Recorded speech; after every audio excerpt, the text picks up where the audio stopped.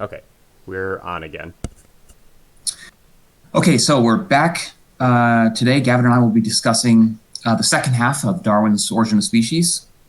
We'll begin by discussing Chapter 8, where Darwin addresses hybridism.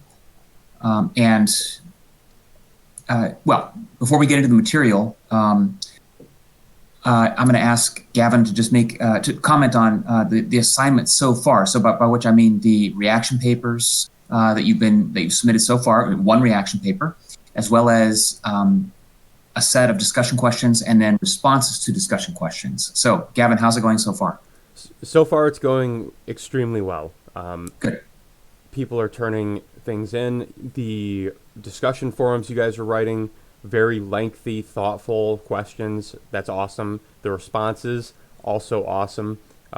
You are all doing an excellent job responding to each other's questions and having thoughtful discussions about the book. For anyone who's worried about their comprehension of the reading material, I want to reassure you not to worry because it's going extremely well. There are some people who are worried that they're not understanding what Darwin's saying, and then there are also some people who are kind of fighting with whether the things Darwin is saying matches with our ideas of evolution today. And I just want to reassure people with those concerns that you do not need to worry. The fact that you're struggling with it is totally fine.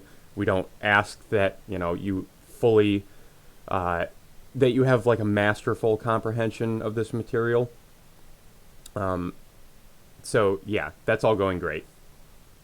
And so so far, everybody who has submitted material has gotten full credit. Is that correct? That is correct.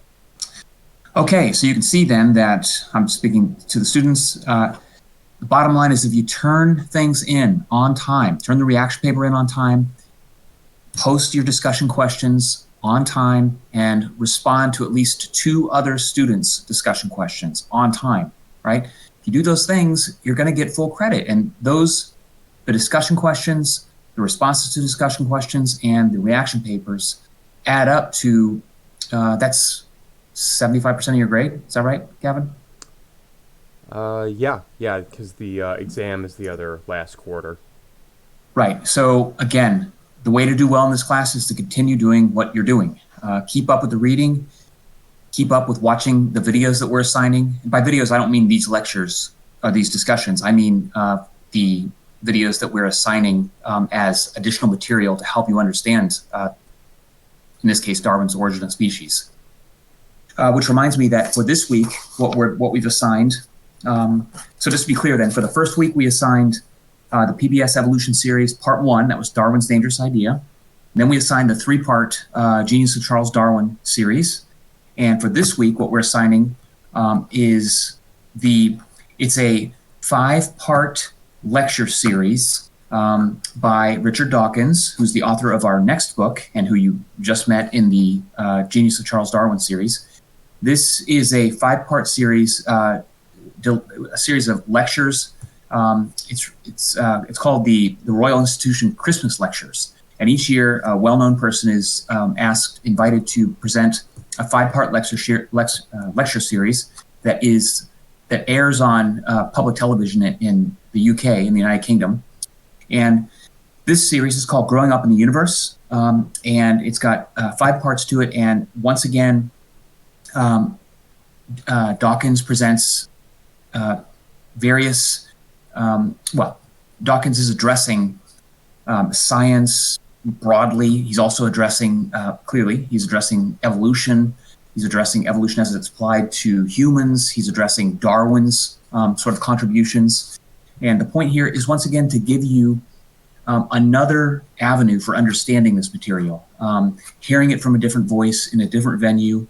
Our thinking is that, the more varied ways we can present some of this material, then the greater the likelihood that each one of you will pick up something that you might not otherwise have picked up on. So we'll ask you to watch those 5 lectures, and then we'll allow you guys to decide the extent to which you want to include some discussion of that material in your reaction paper for this week. Okay, so that's the week 2 assignments, and those are posted, I believe. Did you send out, Gavin, did you send out an email about that yet? By the time this video is up, those will be on Moodle. Good, thank you. We'll do that each week. We don't want to, we don't want to overload you, and so we'll only direct you to the assigned additional videos each Monday, right? That way people don't feel compelled to sit there and try to watch everything. Okay, and just to be clear then, next week we will begin talking about Richard Dawkins's book, The Greatest Show on Earth. That book is intended to, in many ways, provide you with an update on the status of evolution by natural selection as an explanation for the diversity of life and for life itself.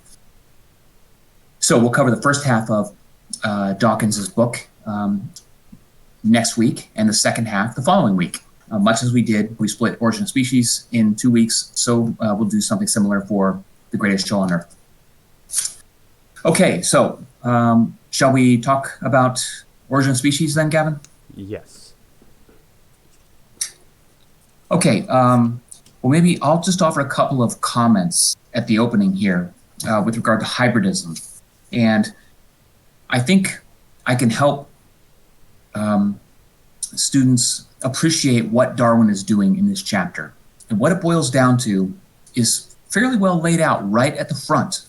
That is on page 245, okay, where Darwin says, the view, this is literally the opening statement, the view generally entertained by naturalists is that species, when intercrossed, have been specially endowed, that is, by God. Special endowment refers to something God-given in this context. So the view generally entertained by naturalists is that species, when intercrossed, have been specially endowed with the quality of sterility in order to prevent the of all organic forms. So what Darwin is reminding the reader, he's asking the reader to, he is reminding the reader. The argument here is that species cannot cross, okay? That if you attempt to cross, in nature, if one species attempts to mate with another species, the mating may occur, but again, the thinking at the time was that God created every species independently and specially, okay? And his creations were such that species, by his design, could not mate and reproduce. Okay? He specially endowed all species, each species, okay, with with qualities such that no species could cross with another species. And if they happen to mate, well, then there would be no reproduction because, again, God decreed that each species is unique and specially endowed, that is, created by God. And so that's why we would expect any attempts to cross species to result in failure, that is, to not result in offspring. Okay, so he's reminding readers of what everybody thinks at the time. At the time, this is what everybody presumes to be true, okay?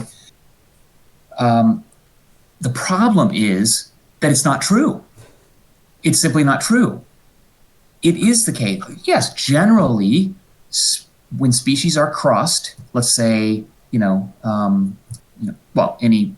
particular bird, one bird species with another bird species, generally, there's a greater likelihood of sterility or a failure of reproduction, but not always. And this is the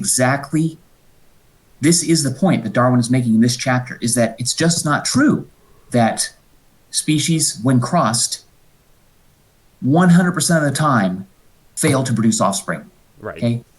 As a matter of fact, they do sometimes produce offspring. Okay? And when those offspring are produced, assuming that our offspring are produced, this is the second part of the special endowment argument. When those offspring are produced, if they are produced, which really shouldn't happen according to the argument from according to special creation, let's imagine that they do accidentally produce offspring. Well, then they should invariably be sterile offspring. That is, those offspring themselves can't reproduce. All of this is part of God's design, according to the thinking of the time, so that hybrids, that is, species that are crossed, themselves, first of all, shouldn't exist. Darwin is saying, they actually do exist. And imagine that they do exist. Once they do exist, well, then certainly they should be sterile. That is, they should be incapable of producing offspring. And Darwin is saying that's true most of the time, but once again, not all the time. So he's knocking out one of the pillars of the theory of special creation, or the independent creation of each species by God. That pillar being, that piece of the argument that God made each species so that it would only reproduce with members of its own species and never with members of another species. Again, because the argument is that God is attempting to produce something that is orderly and organized and perfect, because the mind of God is perfect. Again, this is the thinking at the time. So this entire chapter is Darwin's attempt, and I think it's incredibly successful, to disabuse the reader of this notion that that hybrids, that is, crosses between species, are that they never produce offspring, because as a matter of fact they do. And then when they are produced, which shouldn't happen but does, when they are produced, those offspring themselves, okay, are capable of reproducing. Yes, there's reduced fertility, there's reduced ability generally, but they are capable. And this does not square with a sort of a regimented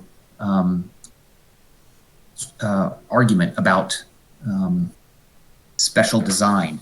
Okay, so Gavin, does that sound about right? Oh, yeah. Yeah, it definitely does. And that explanation also definitely helps, because a lot of this chapter he was talking about plants, which, me not being familiar with the many different breeds of plant that he talked about, which he kind of takes on assumption that the reader is familiar with a lot of those.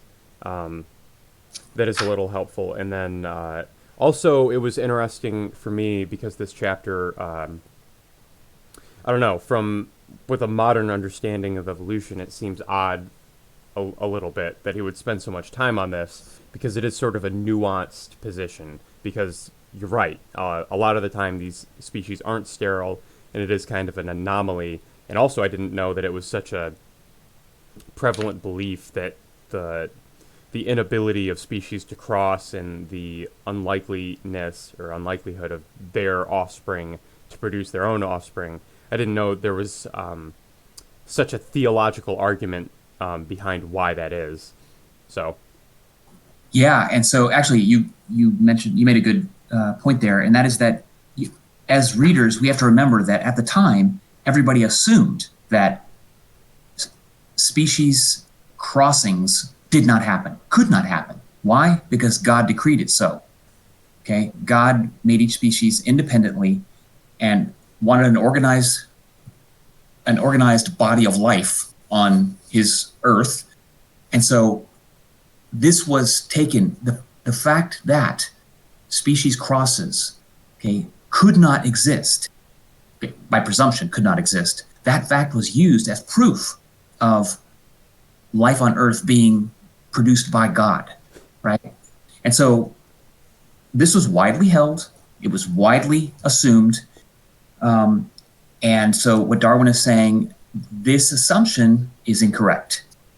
And this was devastating for for the theory of special creation. It was simply devastating.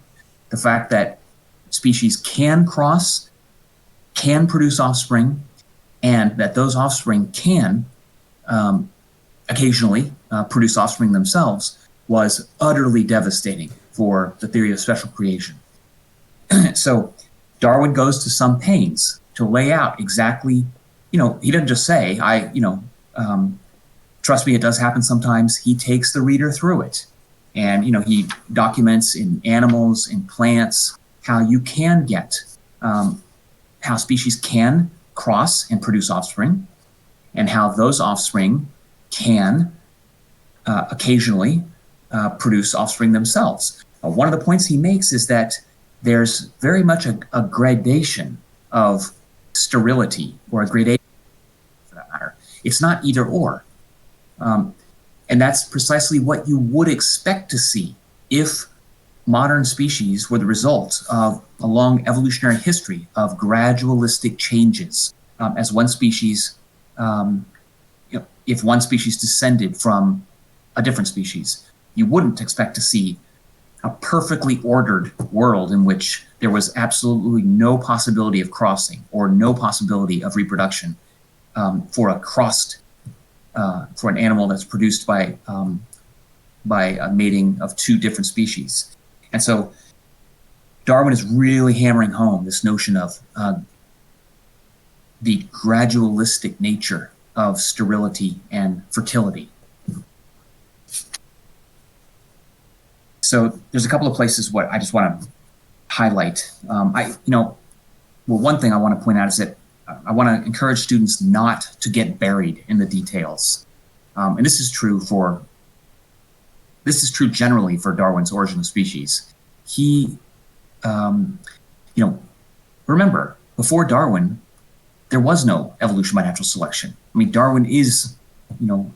before Darwin, there was no Darwin. And so Darwin is in a position of making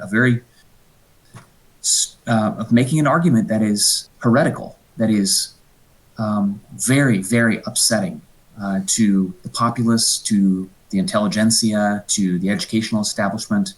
Everyone agreed, or there was a broad consensus that species were produced in their current form by God, designed as such to inhabit an orderly world where certainly species didn't cross, and certainly if they accidentally did, well, then they didn't produce offspring. So he doesn't take his task lightly. And so he doesn't just say, I hear that sometimes crossed species produce offspring. He takes the reader through many different examples. I don't want to spend the time talking about those many different examples because I don't think that's where the importance lies in this chapter. Right. For our purposes. But there are a few places where I wanted to highlight Darwin's statements. So he says, this is exactly what I'm talking about, the top of page 248. He says, it is certain, on the one hand, that the sterility of various species when crossed is so different in degree and graduates away so insensibly, and on the other hand, that the fertility of pure species is so easily affected by various circumstances, and this is really the critical phrase here, that for all practical purposes it is most difficult to say when perfect fertility ends and sterility begins. Okay? What Darwin is saying is fertility and sterility are not what we were taught. Okay? They're not perfectly definable. There aren't any God-given divisions, that separate out, this species from that species. Okay? It's just not so. Okay, and then further on in that paragraph, he says, it can be shown that neither sterility nor fertility affords any clear distinction between species and varieties. Okay, but that the evidence from this source graduates away and is doubtful in the same degree as is the evidence derived from other constitutional and structural differences. So Darwin is hammering home the importance of a gradualistic perspective on sterility, on fertility, on species, as distinct from varieties. Remember, it's all kind of a blur. Species kind of blur into varieties. Varieties blur into individual differences. Right. And for that, moving the other direction, species, blur into genre. So there aren't any red line distinctions between these sorts of concepts because nature doesn't operate with red lines, with sharp red lines. In contrast to the theology of the time, the argument being that God specifically created each species separate and distinct, and had in mind to keep things orderly. That's just not what the evidence indicates.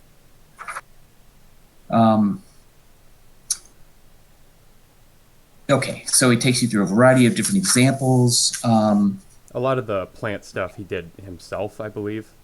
He did. Yep. Yeah. And I think it's worth noting that. Again, yes, he did report on experiments that have been published or conducted by others. Remember, one of the things that's worth remembering about Darwin is that they didn't have internet. There's no internet. There's no telephone. So what Darwin did is he wrote and sent hundreds of letters in a given week. There was a constant flow of questions out from Darwin's home to the rest of the world, and then a constant flow in from the rest of the world into Darwin's home. Remember, Darwin was already well known as the author of Voyage of the Beagle, and he was already sort of a big shot. And he had already received those awards for his work on barnacles from the Royal Society.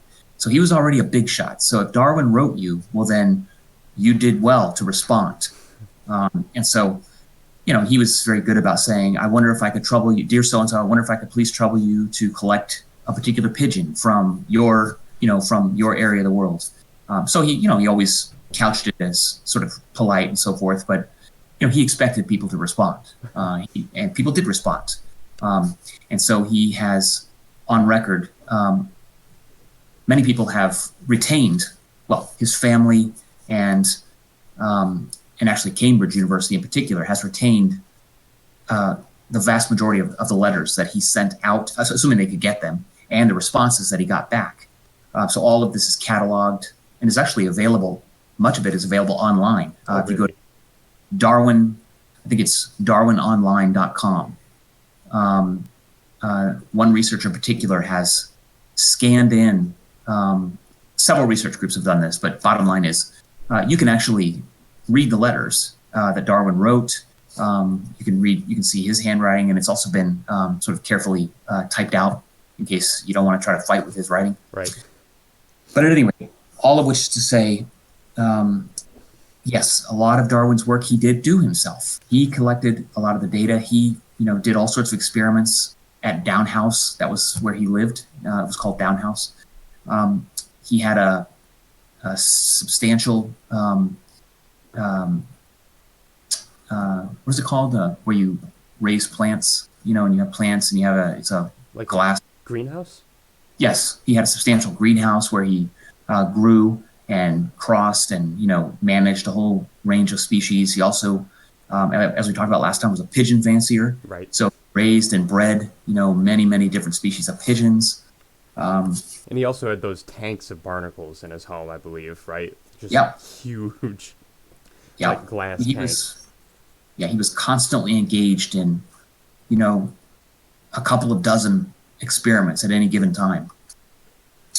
Much of which he reports in this book and then in his subsequent books.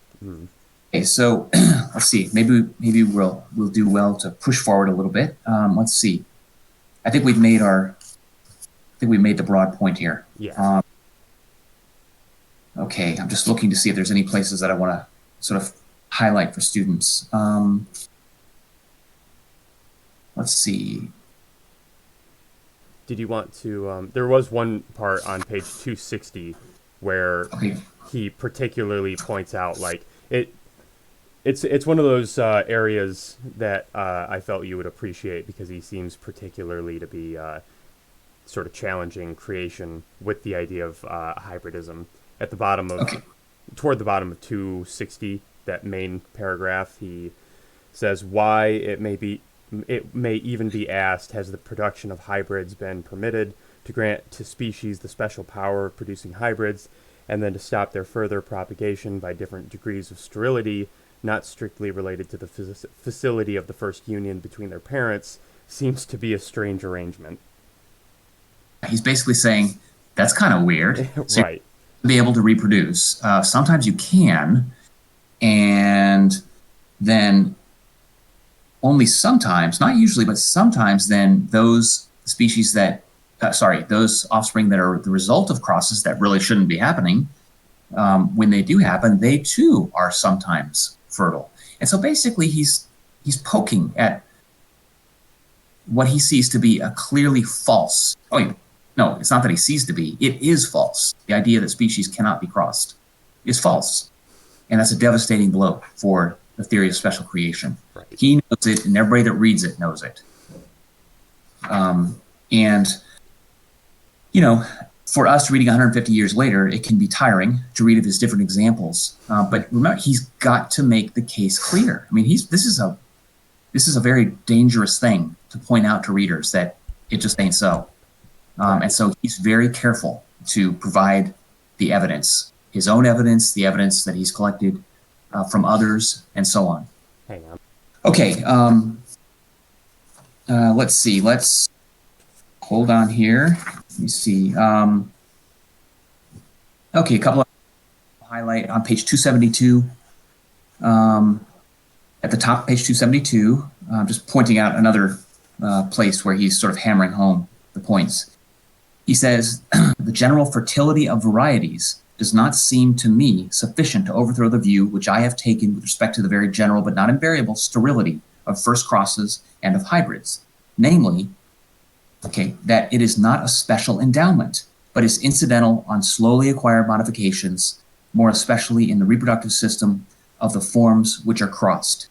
Okay, so the bottom line is he's saying, to the extent that sterility does occur, or to the extent that there's gradualistic sterility versus fertility, none of this is God-given or specially endowed. It's incidental on the design, on the apparent design, on the way that organisms are built. And more than that, there's a place where, I don't think we've hit it yet, but Darwin talks about how weird it is from the theory of special creation that sometimes, if you cross a male of one species with a female of a different species, well, then the two species appear to be incapable of reproducing, right? They appear to be sterile. That is, it appears impossible to produce a cross between two species if you use the male of one and the female of the other. But if you flip it and use the female of one from the first one and then a male from the second one, then, oh my gosh, now you can get a cross, So the fact that whether an offspring is produced by the crossing of two species, the fact that that might vary with the sex of the parents from each one of those two species. Okay, sometimes you get an offspring, sometimes you can't, or sometimes a cross is produced and it's fertile, whereas if you use different sexes, it's not fertile. All of that flies in the face of this notion of specially endowed species distinctness. Okay, there's nothing in the theory of special creation that can account for this. Does that make sense? Oh, yeah. All right.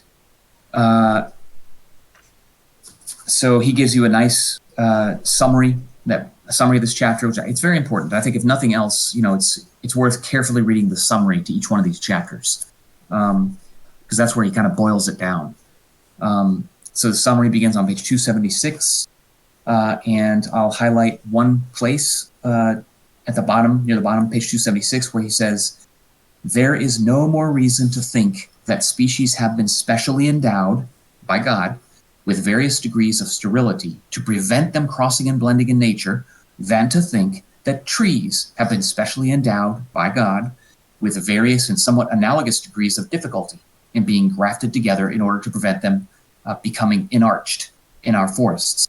So he's pointing out some trees you can graft onto other trees. You can make a cutting and then you can get it to grow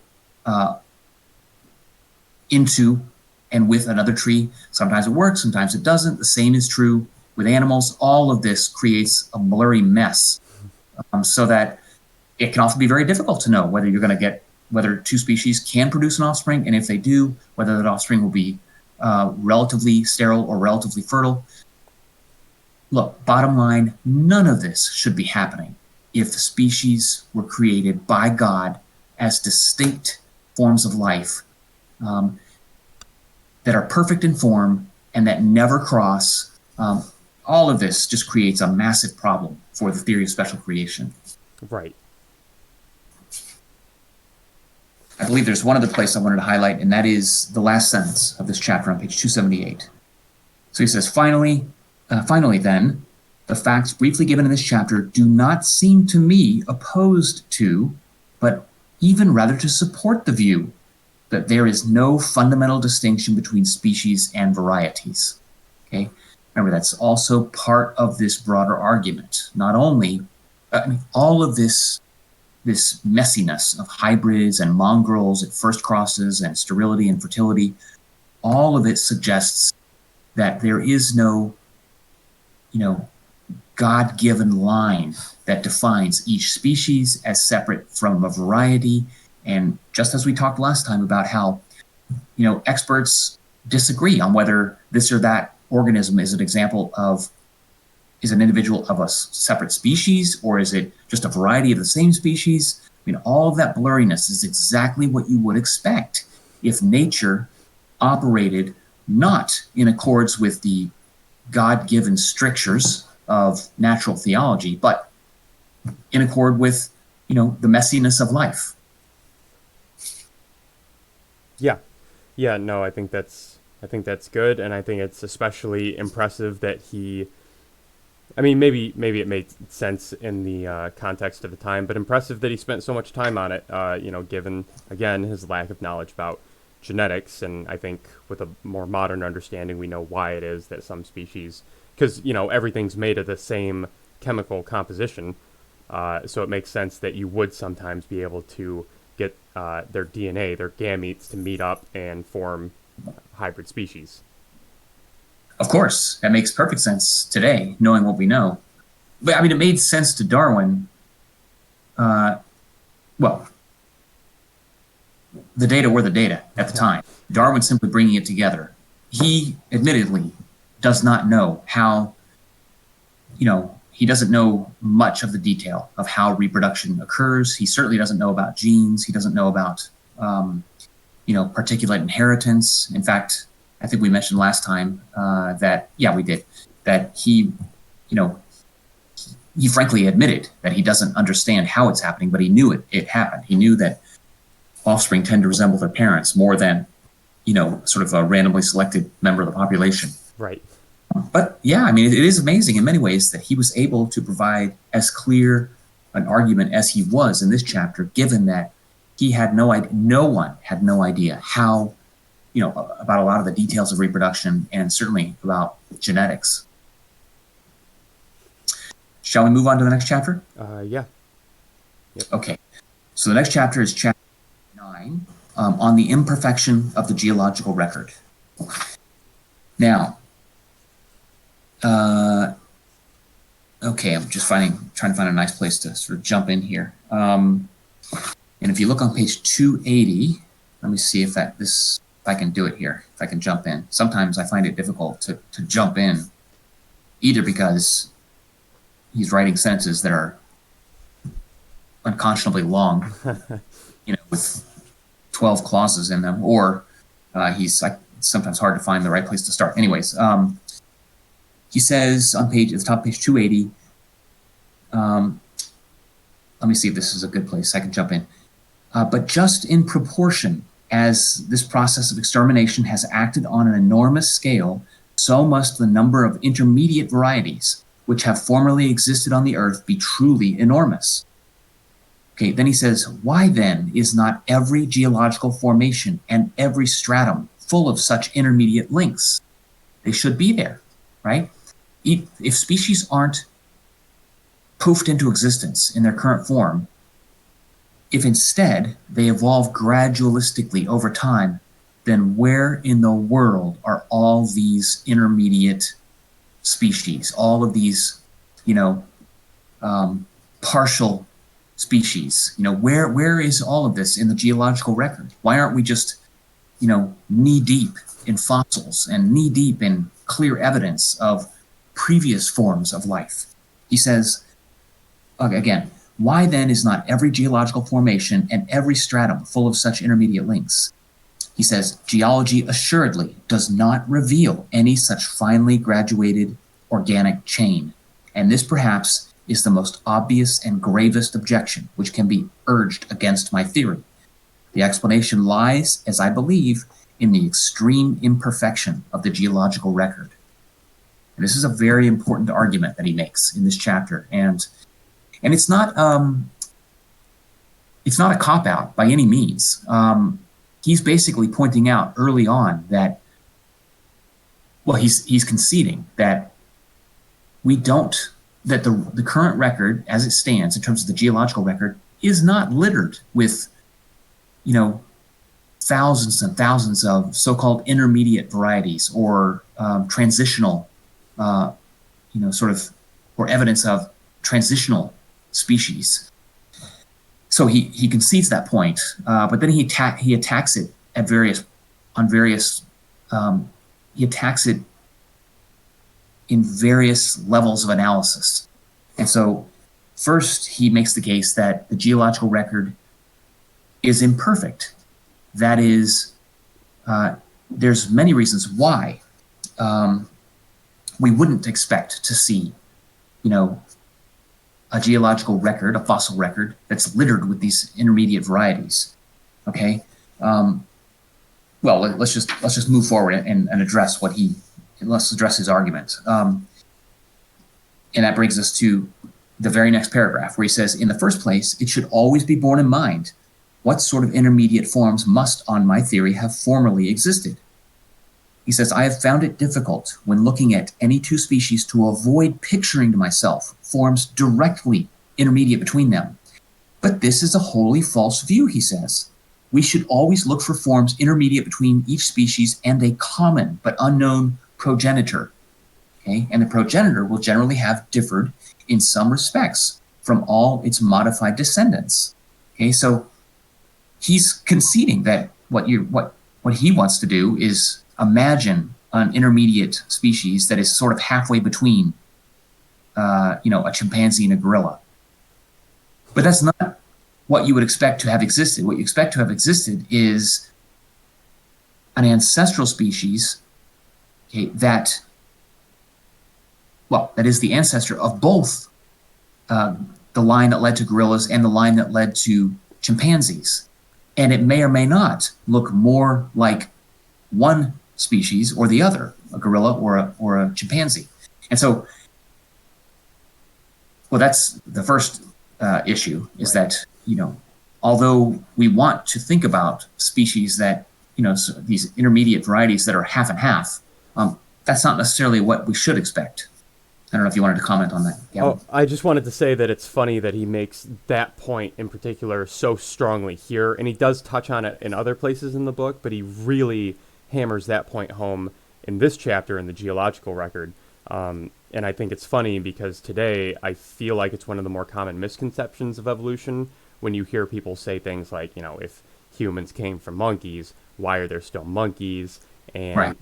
People in our field and other evolutionarily minded fields have sort of criticized that classic image of the ape transitioning into the human for this reason, because there isn't a steady progression from one to the other. There aren't two species and then an intermediate between them.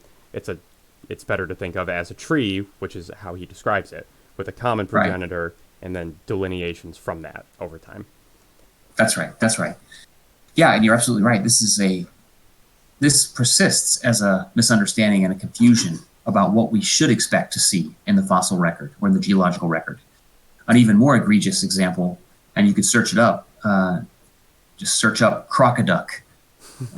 Search up a crocoduck online. This was made very most famous most recently by Kirk Cameron, who was a former actor. He was on the show Growing Pains in the late 80s. Anyways, now he's an evangelical Christian, and he, his, lockdown argument against evolution is, where is the crocoduck? It's the individual animal, which is half crocodile and half duck. Because according to his understanding of evolution, we should see crocoducks. At a minimum, we should see a clear fossil geological record of crocoducks. But he's presuming, he's taking the argument that every individual today alive shares an ancestor at some point back in time. And he's saying, well, I mean, it's deeply confused in a lot of different ways, but it's arguing, I haven't seen a crocoduck, I haven't found evidence of a crocoduck, and therefore evolution is false. But that presumes that you would ever expect to see an individual that was a perfect, 50% duck, 50% crocodile. Now, why he picked crocoduck, I'm not sure. I think probably because it just seems so ridiculous. And he has, you can get these T-shirts about where's the crocoduck, and he brings on when he is interviewed, he brings on this stuffed animal it's a crocoduck, the head of a crocodile, the body of a duck. Thinks that he's providing a devastating argument against evolution by natural selection because there is no evidence of such a chimera. Right. No such chimera there's no reason to think that such an animal would ever have existed for lots of different reasons. But what it really does is it reveals sort of a classic misunderstanding that you expect to see a record of such individuals living or in the geological record. You wouldn't expect to see that. Right. Okay.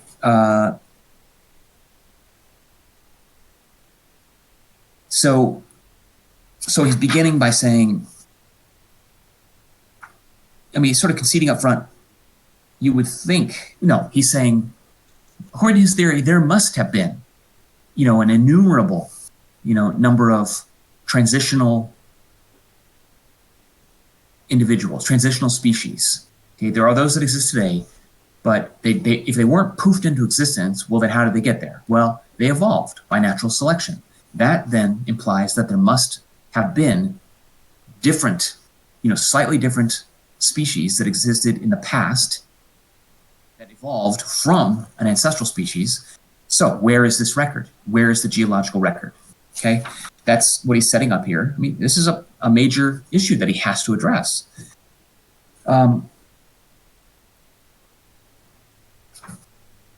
In addition, so he also, let me just make sure I've tackled that. So on page 281, he says, at the top of page 281, he says, so with natural species, if we look to forms very distinct, for instance, to the horse and tapir, we have no reason to suppose that links ever existed directly intermediate between them, right? But between each and an unknown common parent. So he needs the reader to appreciate that what you would expect is not a direct intermediate between existing species, right? But what you would expect is an intermediate in the form of what's referred to as a co-ancestor or a concestor. That is an ancestor that both species share. So there must have been an individual, a species in the past that horses and tapirs, okay, share in common. There must have been at some point in the past, okay? That's what you would expect to see some kind of record of, according to this argument, not any kind of direct intermediate between two existing species. Does that make sense? Yes. Okay. Okay. Then on page 282, let's see. Okay. So he says, I won't persist on reading so frequently from Origin of Species, but I'm setting up the broader part of this chapter here.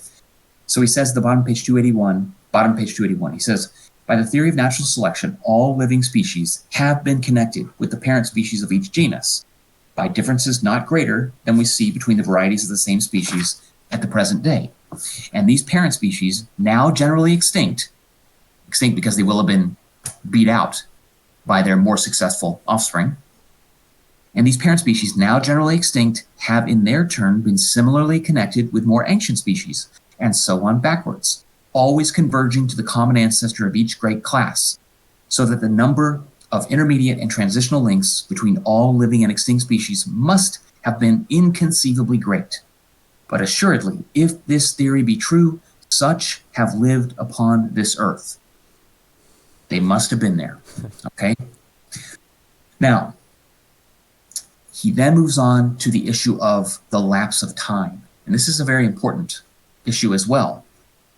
And, well, there's nothing for it but for me to persist. He says, independently, this is on page 282, independently of our not finding fossil remains of such infinitely numerous connecting links, it may be objected that time will not have sufficed for so great an amount of organic change, all changes having been effected very slowly through natural selection.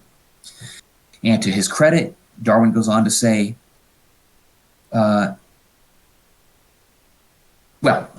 he points out, I might as well finish this section here. He says, it is hardly possible for me even to recall to the reader, who may not be a practical geologist, the facts leading the mind feebly to comprehend the lapse of time. He who can read Sir Charles Lyell's grand work on the principles of geology, which the future historian will recognize as having produced a revolution in natural science, yet does not admit how incomprehensibly vast have been the past periods of time, may at once close this volume.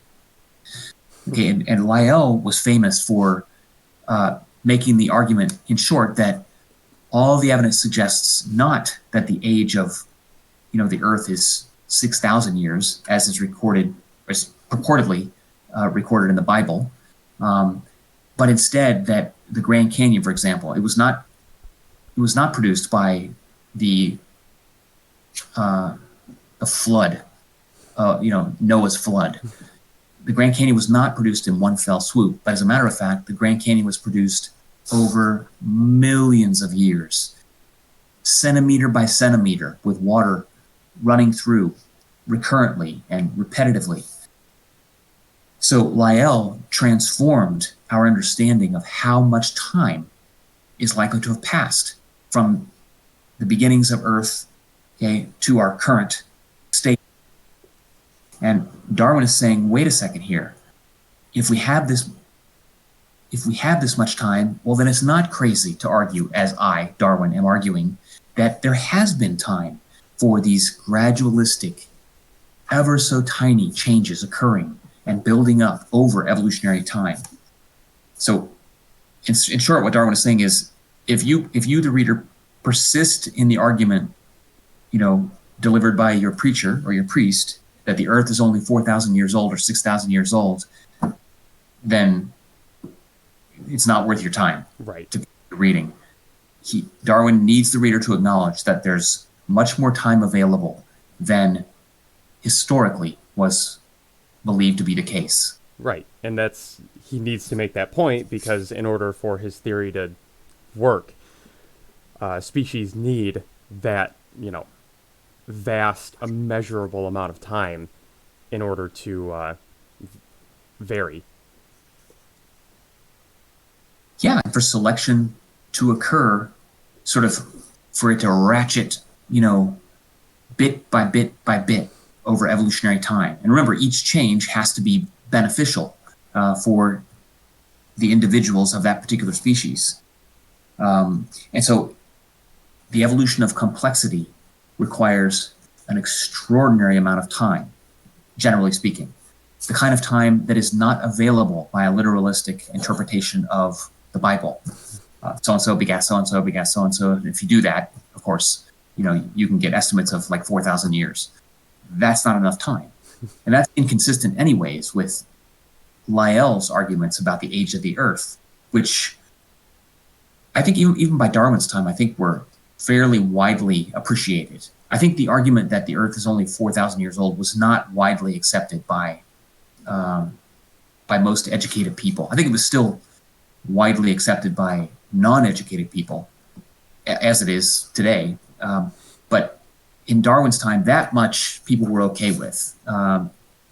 Lyell had really dealt a devastating blow to the argument that things like canyons were produced in one fell swoop by a single flood. I mean, that really was what people thought before Lyell, or that mountains rose up in an instant.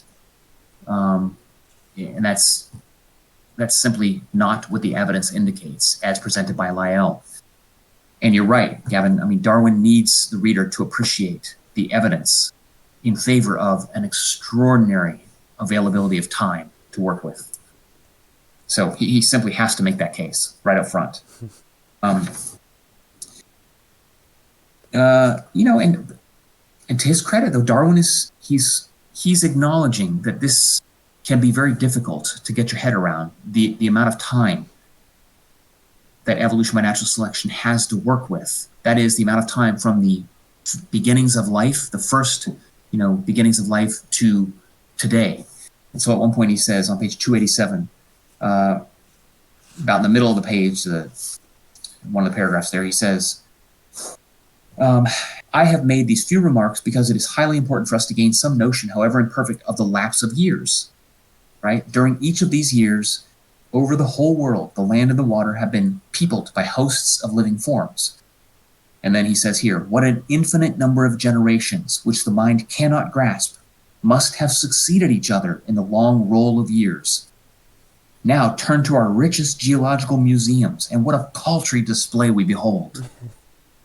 And he's conceding that it's difficult to get your head around this. It's got to be a much longer period of time than we've previously appreciated. And I understand, reader, that this is hard to get your head around. It's hard for me, Darwin, to get my head around. But there's simply nothing for it but that there has been this passage of time. Okay? Keeping in mind that passage of time, what an embarrassment, he says. What we do have available in our geological museums is paltry. There's hardly anything there. There's hardly anything there, however, for a series of reasons. And just to sort of jump the gun a little bit, the process of fossilization in and of itself, Darwin makes a very clear and very modern case for why you don't expect every individual to be fossilized. Fossilization is a very rare occurrence. It requires, a particular, it requires a very fortuitous situation for an individual organism to be fossilized. Most aren't. But then furthermore, Darwin points out, we've hardly looked. I mean, in Darwin's day, there were some fossils, but most of those were whatever was dug up in Europe, and a few and a little bit in North America.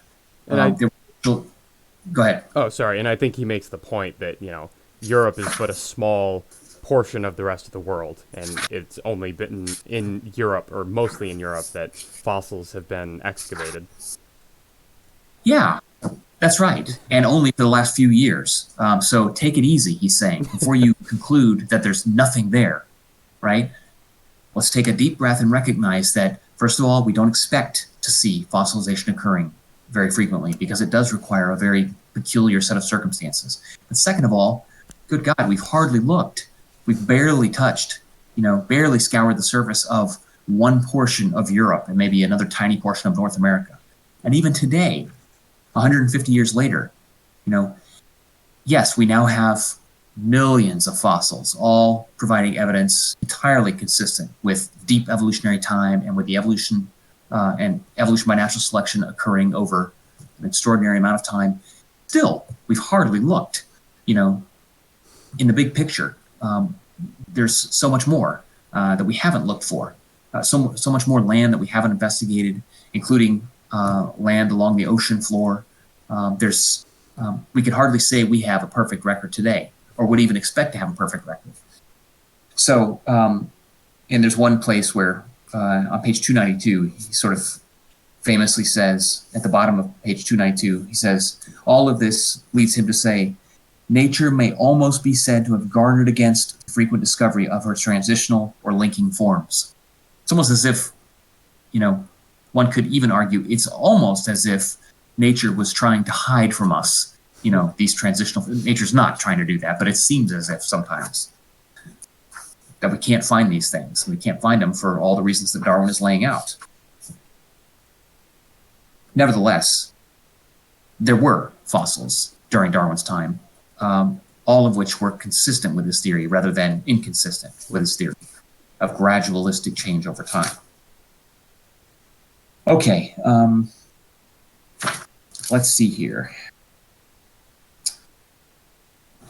He's sort of hammering down on some of these points. I want to point out on page 301, at the bottom of page 301, he says, if then there be some degree of truth in these remarks, that is, if I'm sort of in the right ballpark here in his arguments, we have no right to expect to find in our geological formations an infinite number of those fine transitional forms, which on my theory assuredly have connected all the past and present species of the same group into one long and branching chain of life.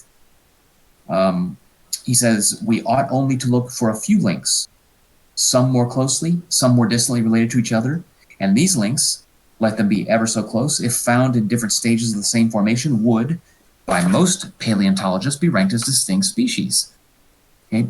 But I do not pretend that I should ever have suspected how poor a record of the mutations of life, the best preserved geological section presented, had not the difficulty of our not discovering innumerable transitional links between the species which appeared at the commencement and close of each formation pressed so hardly on my theory. Bottom line, so there are many reasons why you would anticipate a geological record that wasn't perfect, which I think we've enumerated, in which Darwin himself enumerates. Right. This next section, beginning on page 302, he addresses on the sudden appearance of whole groups of allied species. Now, during Darwin's time,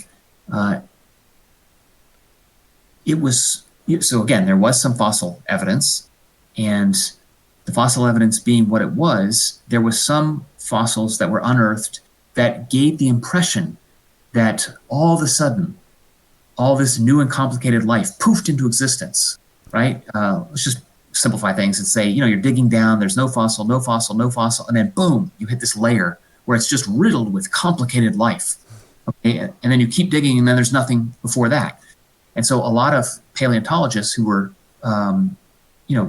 they were adhering to the theory of special creation said, aha, here is where God created all of this. We found it.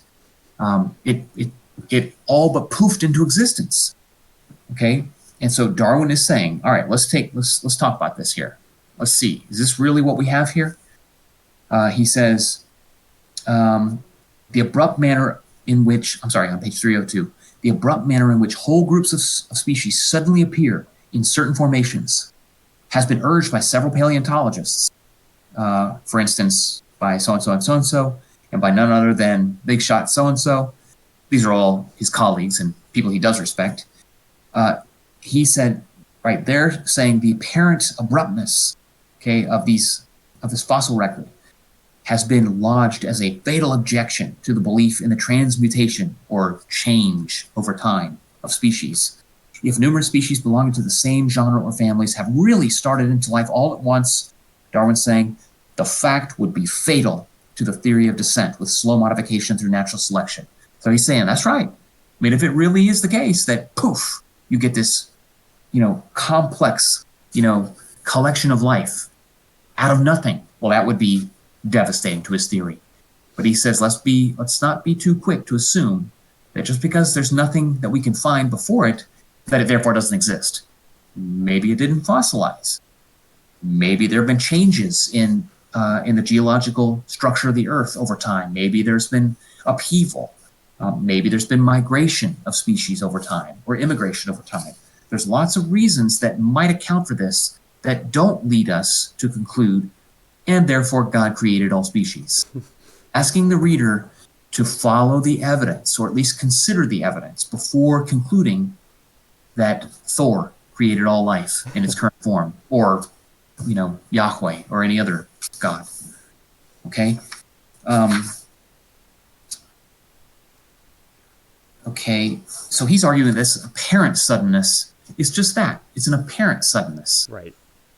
Before we assume that we know everything there is to know about, the evidence available from the geological record, perhaps we should leave open the possibility that fossilization didn't occur for other reasons, or that species immigrated or emigrated for reasons we don't yet know. He's just asking the reader to take a deep breath before assuming that God magicked everything into existence in one fell swoop. Right. And I think he sort of touches on, I'm not sure if we had the data at the time. But I think there are environmental conditions which make it the case that a lot of fossils can be found in some like one sort of layer of the Earth and not others. You know. Yes. Yes. Well, he had that argument. It's a very reasonable argument that there might be reasons why it appears this way.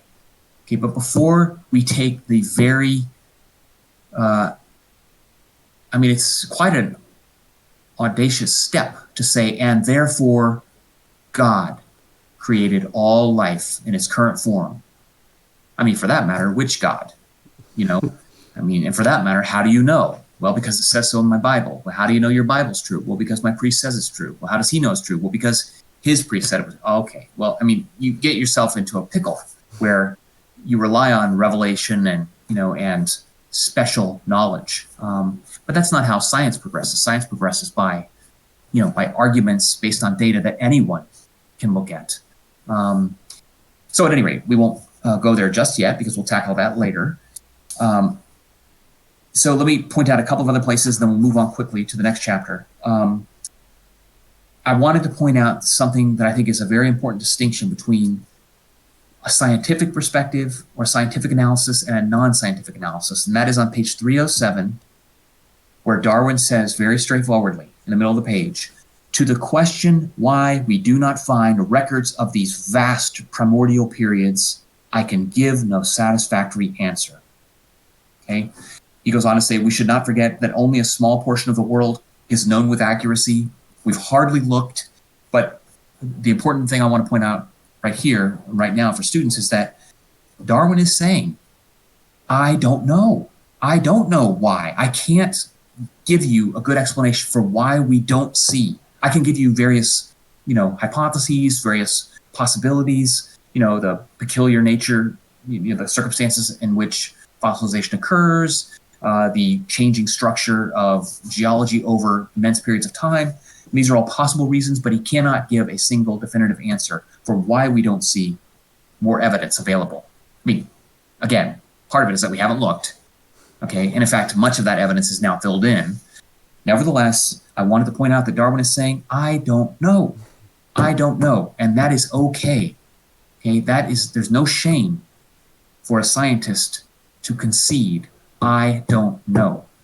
Okay, that is a scientific analysis. A scientific analysis sometimes leads to that conclusion. I don't know. Okay, that's less likely to be the case from a non-scientific perspective, where I don't know is there's a substitute for I don't know, and that's that God did it, or the gods did it, or the spirits did it. But again, that you don't know something or that you can't explain something doesn't therefore mean you should invoke this or that supernatural entity. People do it, of course, but that requires all sorts of additional assumptions. And you're asking additional, of your reader or the person you're discussing this with. Right. So just wanted to point out that Darwin himself is practicing what he preaches. No, that's a good point. He's being a good scholar.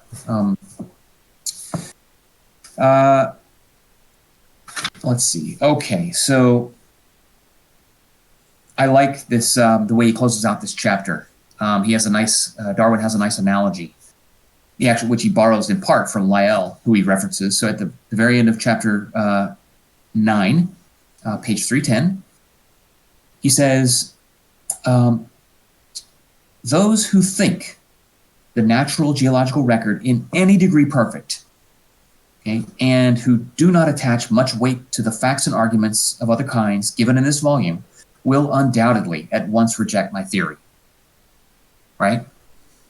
Right. Okay, he says, for my part, following out Lyell's metaphor, I look at the natural geological record as a history of the world imperfectly kept and written in a changing dialect. Of this history, we possess the last volume alone, relating only to 2 or 3 countries. Of this volume, only here and there a short chapter has been preserved, and of each page, only here and there a few lines. Each word of the slowly changing language in which the history is supposed to be written being more or less different in the interrupted succession of chapters, may represent the apparently abruptly changed forms of life entombed in our consecutive but widely separated formations. On this view, the difficulties above discussed are greatly diminished or even disappear. Okay, so once you allow for the possibility that we don't know every last detail of the geological record, once you allow that, then you need not fret endlessly that we don't have a geological record that is perfect. Right. Okay. So in the next 15, 20 minutes, let's see if we can chat about chapter 10 then. Yep. 8, 9, 10. Chapter 10 addresses on the geological succession of organic beings. Let's see. He opens this chapter as follows. He says, this is on page 312, let us now see whether the several facts and rules relating to the geological succession of organic beings, that is, if you look at the geological record from the strata down lower to the strata available much higher, the more recent, current strata, okay? If you look at what is there, imperfect though it may be, he wants to ask whether does it better accord with the common view of the immutability of species, that is the unchangingness of species. Okay? Immutability means the non-changingness of species. So he's saying, does it better accord with the common view of the immutability of species or with that of their slow and gradual modification through descent and natural selection? So he's saying, what does it tell us? We know it's imperfect, but what do we learn from it, nevertheless? Is there anything we can learn from it? And does it speak more strongly in favor of or against the theory of special creation, or in favor of or against the theory of evolution by natural selection? Okay.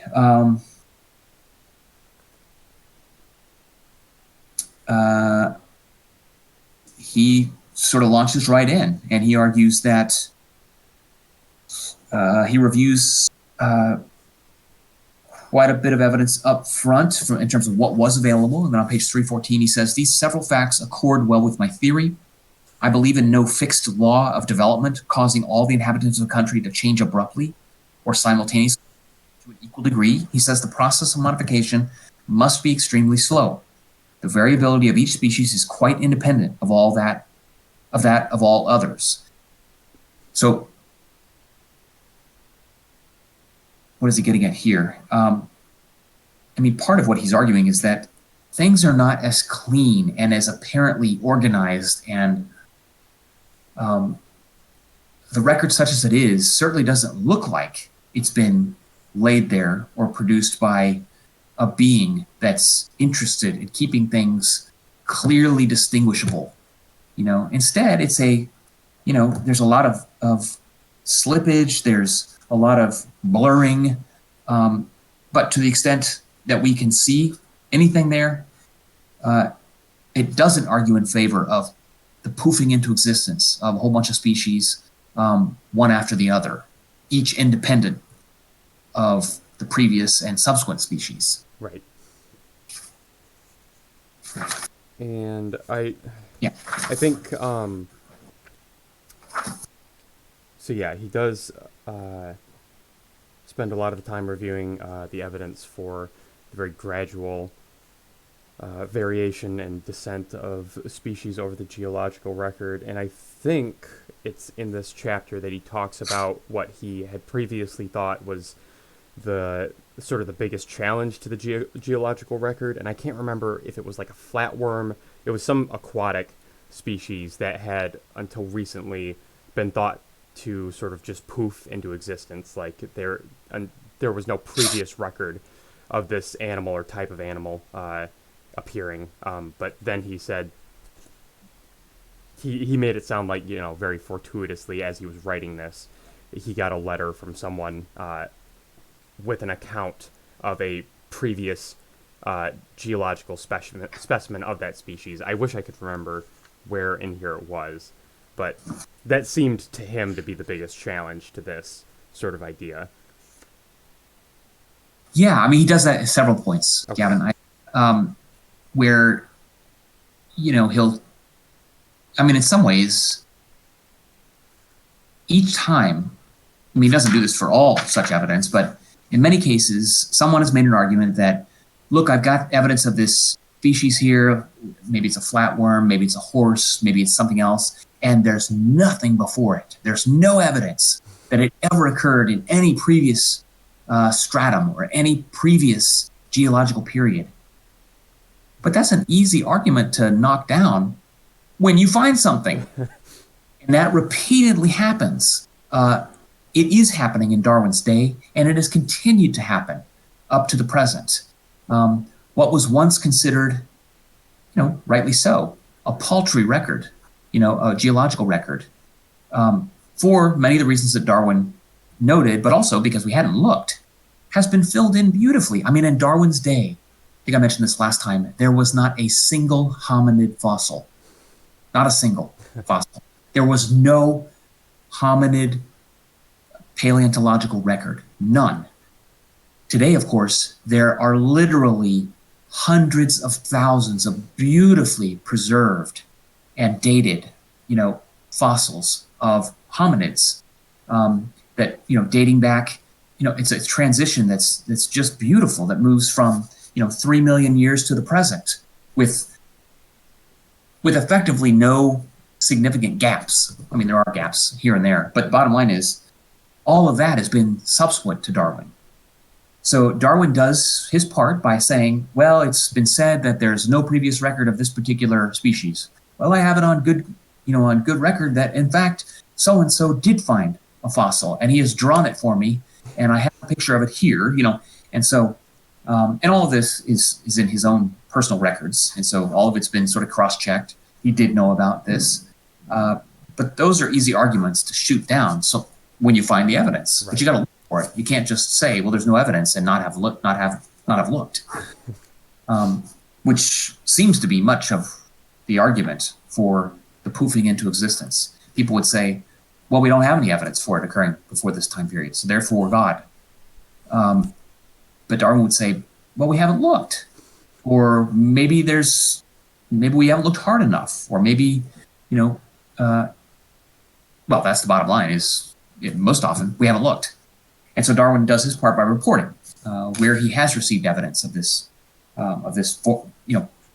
previous, geological records that suggest the presence of previous of ancestors, of potential ancestors of current species or of paleontologically documented species. Right.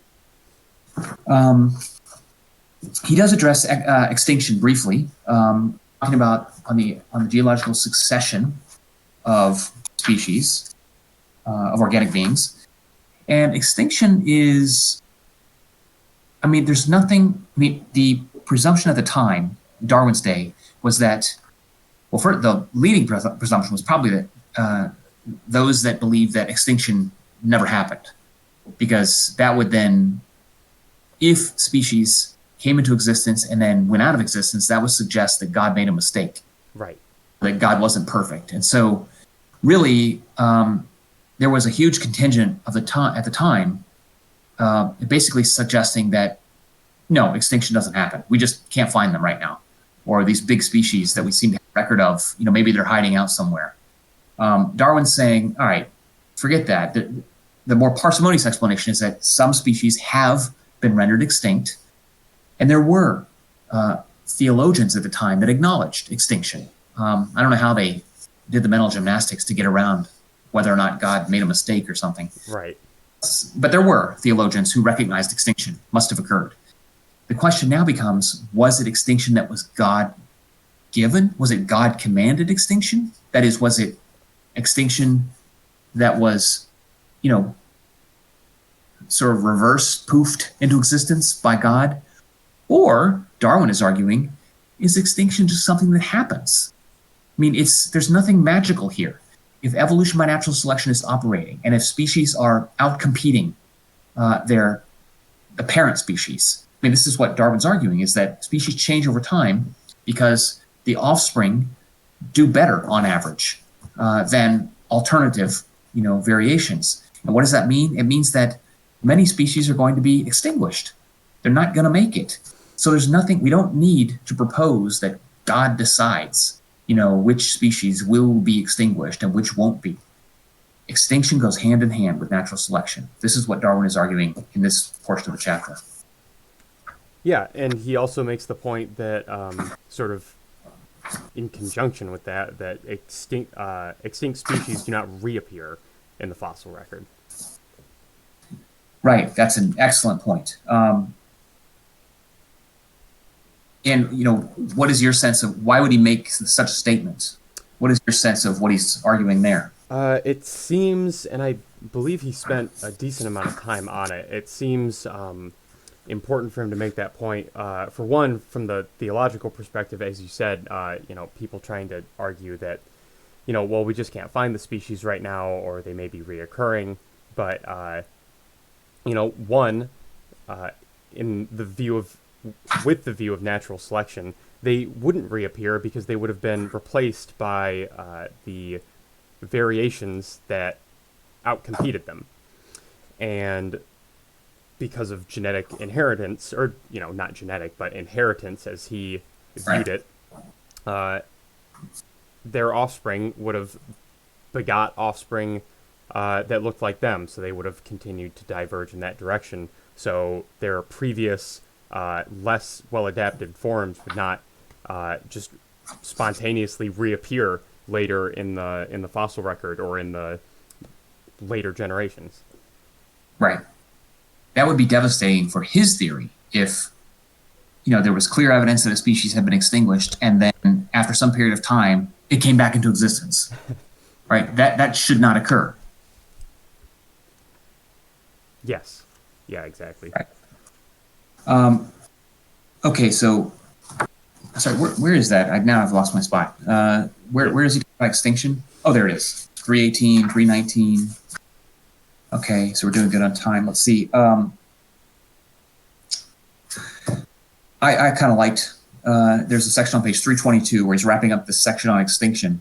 I really like this chapter. I like this section in particular where he says, 322, middle of the page, he says, thus, as it seems to me, the manner in which single species and whole groups of species become extinct accords well with the theory of natural selection. We need not marvel at extinction.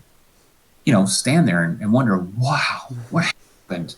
If we must marvel, let it be at our presumption in imagining for a moment that we understand the many complex contingencies on which the existence of each species depends. If we forget for an instant that each species tends to increase inordinately, and that some check is always in action, yet seldom perceived by us, the whole economy of nature will be utterly obscured. Whenever we can precisely say why this species is more abundant in individuals than that, why this species and not another can be naturalized in a given country, then, and not till then, we may justly feel surprised why we cannot account for the extinction of this particular species or group of species. So I appreciated him saying, we don't know much about how all species interrelate and how they co-evolve, and we shouldn't marvel at extinction. We shouldn't be dumbfounded that some species are rendered extinct, given what we know and given what he's proposing about, gradualistic change over time. And it sounds like, is he saying here that people shouldn't marvel at extinction because of how complicated I guess he calls it the contingencies on which the existence of species depends. So basically the very complicated ecological factors that depend on the existence of a single species, which, we know now a little bit more about, like if something like a single species were removed from an environment, how it would impact the rest of the species in that environment, like how beaver dams can drastically affect the survival of other species in their environment. And so he's saying, so what he's saying here is we need not marvel at extinction. I mean, if we must marvel at anything, what we should marvel at is the audacity we have, assuming that we understand exactly how each species relates to each other species. Um, as if, marveling at extinction would mean that we have presumed we have any idea how these different species, exist in the current form that they do. Right. Because if you're like, whoa, species, it's gone, that presumes that you have any reason to expect why it would still be there. Or, yeah. And so, at any rate, the bigger argument he's making here is that extinction is nothing. Extinction, in short, one of the things he's arguing against is the idea that extinction is proof of God. Extinction is proof against his theory of evolution by natural. It's not in any way proof. There's nothing magical about extinction. It's what happens when you have reproduction occurring at rates that far exceed the ability of the ecology to support a species. You get change over time, where species are selected. Those individuals are selected that better survive and reproduce. And as a consequence, you get extinction of those species that are less well suited for a particular environment. So there's nothing there's nothing necessarily to marvel at in the sense of, why did God do this? For example. Right. Never mind that most theologians at the time just denied extinction. They flat out denied it. Or many anyways. And so he's just talking to those that even recognize that extinction is possible. Okay, so let's see here. Towards the end of this chapter, let's see. Hold on here. This is taking. We're in chapter 10 right now, right? Yep. Okay.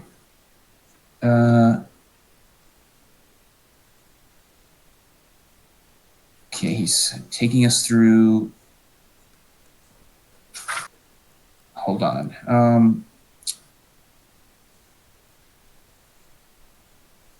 I'm just wondering. I want to see if there's anything hugely important that we want to focus on in this chapter, right, beyond what we've already said. I don't see anything. What I want to do is just direct students to his summary, which I think is a super important summary. It begins on page 341. It's a summary of the preceding and present chapters. So there's not a summary for the previous chapter, but that's because these two chapters kind of go together, these last two chapters. He says on page 342, all at the bottom of that first giant paragraph, he says, all these causes taken conjointly must have tended to make the geological record extremely imperfect and will, to a large extent, explain why we do not find interminable varieties connecting together all the extinct and existing forms of life by the finest graduated steps. Then he says, he who rejects these views on the nature of the geological record will rightly reject my whole theory.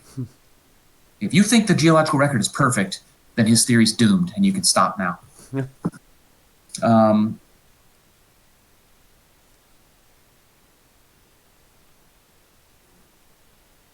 Okay, so then I'm looking at the last paragraph there on page 345. He says, then the geological record be as imperfect as I believe it to be, and it may at least be asserted that the record cannot be proved to be much more perfect.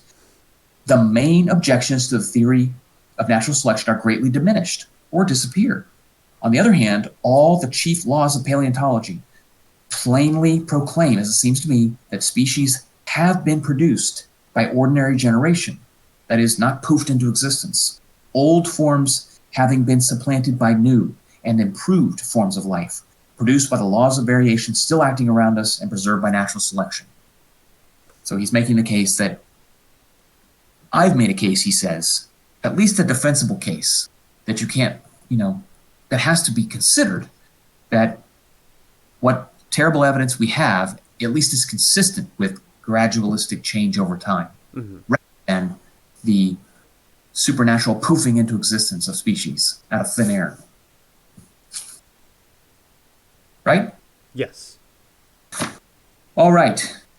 So that concludes the first few chapters then, right? Yep. And that So- takes us to chapter 11. Yep. And then, hold on. All right, and we're on.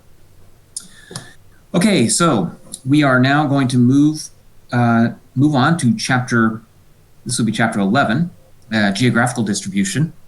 And then I'll just note that there are 2 chapters here on geographical distribution, 11 and then 12. And so, we'll move, I think, fairly briskly through these 2 chapters. I think, why were they split into 2? I think Darwin just felt that one gigantic chapter was just sort of aesthetically unpleasing. And so he broke it into 2, is the bottom line.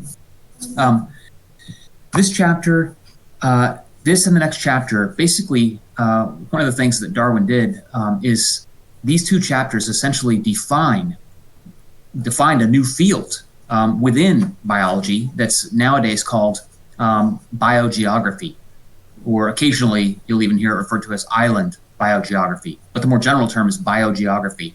All that refers to is it's the study of the distribution of life around the world. And Darwin was really the first to basically say there's something very important about where animals are distributed, where they live. Why do they live in this place rather than another place? And again, he does spend some considerable time talking about islands as a sort of special case of the sometimes peculiar life that exists on islands, and how what does exist on islands often isn't easily understood from the perspective of special creation. Now remember, Darwin's key adversary in this book is the theory of special creation, which is the theory that God, I've been saying it shorthandedly, God poofed into existence each species independently from any other species, and each species was never to change. It was invented and placed there by God in perfect form. Why? Because God is perfect and would never change. Darwin is saying there's an alternative explanation here, and it is evolution by natural selection. And so he's basically saying no species do change. And here's the evidence that they do change, and here's why they change. So with geographical distribution, we can begin, and this is beginning on page 346. And Darwin notes right off the bat that, this is in the first sentence, in considering the distribution of organic beings over the face of the globe, the first great fact which strikes us is that neither the similarity nor the dissimilarity of the inhabitants of various regions can be accounted for by the climatal, and other physical conditions. In other words, it can't be, according to Darwin, he's setting this up, you can't explain the particular distribution of animals and plants, for that matter, of life, solely with reference to or recourse to the environment or the climate. Okay. That was a leading sort of hypothesis of the day, is that, for those who were willing to say, well, maybe there is some way in which we can make sense of biogeography. Maybe it is interesting to study species and how they're distributed around the globe. But the only way in which that would be true is if we could say that, as if we focused on, the environment, the physical environment, as some cause of, why animals look a little bit different in one place versus another.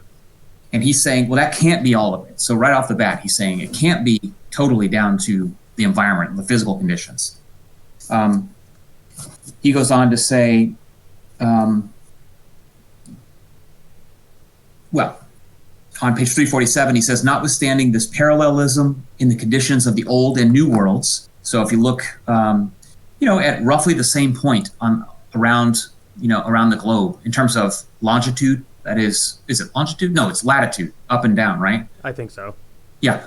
Well, if you look in the relative northern areas, and look at North America and compare that with Northern Europe, for example, you find similar climates, you find similar environmental conditions in many ways, but you often find very different animals and plants. And so he's saying, notwithstanding this parallelism in climate and physical conditions of the old and new worlds, the new world is North America and South America, the old world is Europe, Asia, Africa. How widely different are their living productions? Okay, remember, he's working his way up to talking about this. Why would that be? Another fact he points out right at the beginning on page 347, he says, a second great fact which strikes us. Well, he's saying us, but it strikes him. Remember, nobody's actually talked about this yet. A second great fact which strikes us in our general review is that barriers of any kind or obstacles to free migration are related in a close and important manner to the differences between the productions of various regions. So Darwin is saying there's something about barriers that helps us understand why animals are in one place and not in another. And he'll go on to talk about mountains as barriers. He'll talk about oceans as barriers. Anything that separates two groups of animals or plants for any extended period of time can have as a consequence selection pressures on the animals that, or the plants that evolve in those different areas, those different arenas. Right. Now, on page 349, he says a third great fact, partly included in the foregoing statements, is the affinity, or that's an old-fashioned word for similarity, is the affinity of the productions of the same continent or sea, though the species themselves are distinct at different points and stations. What he means here is, if you focus your, and he'll get into this, if you focus your attention on the plants and animals in North America, you'll find that generally they're more similar to one another than they are to the plants and animals at the same latitude and longitude in Europe. Okay, so there's something about, so animals and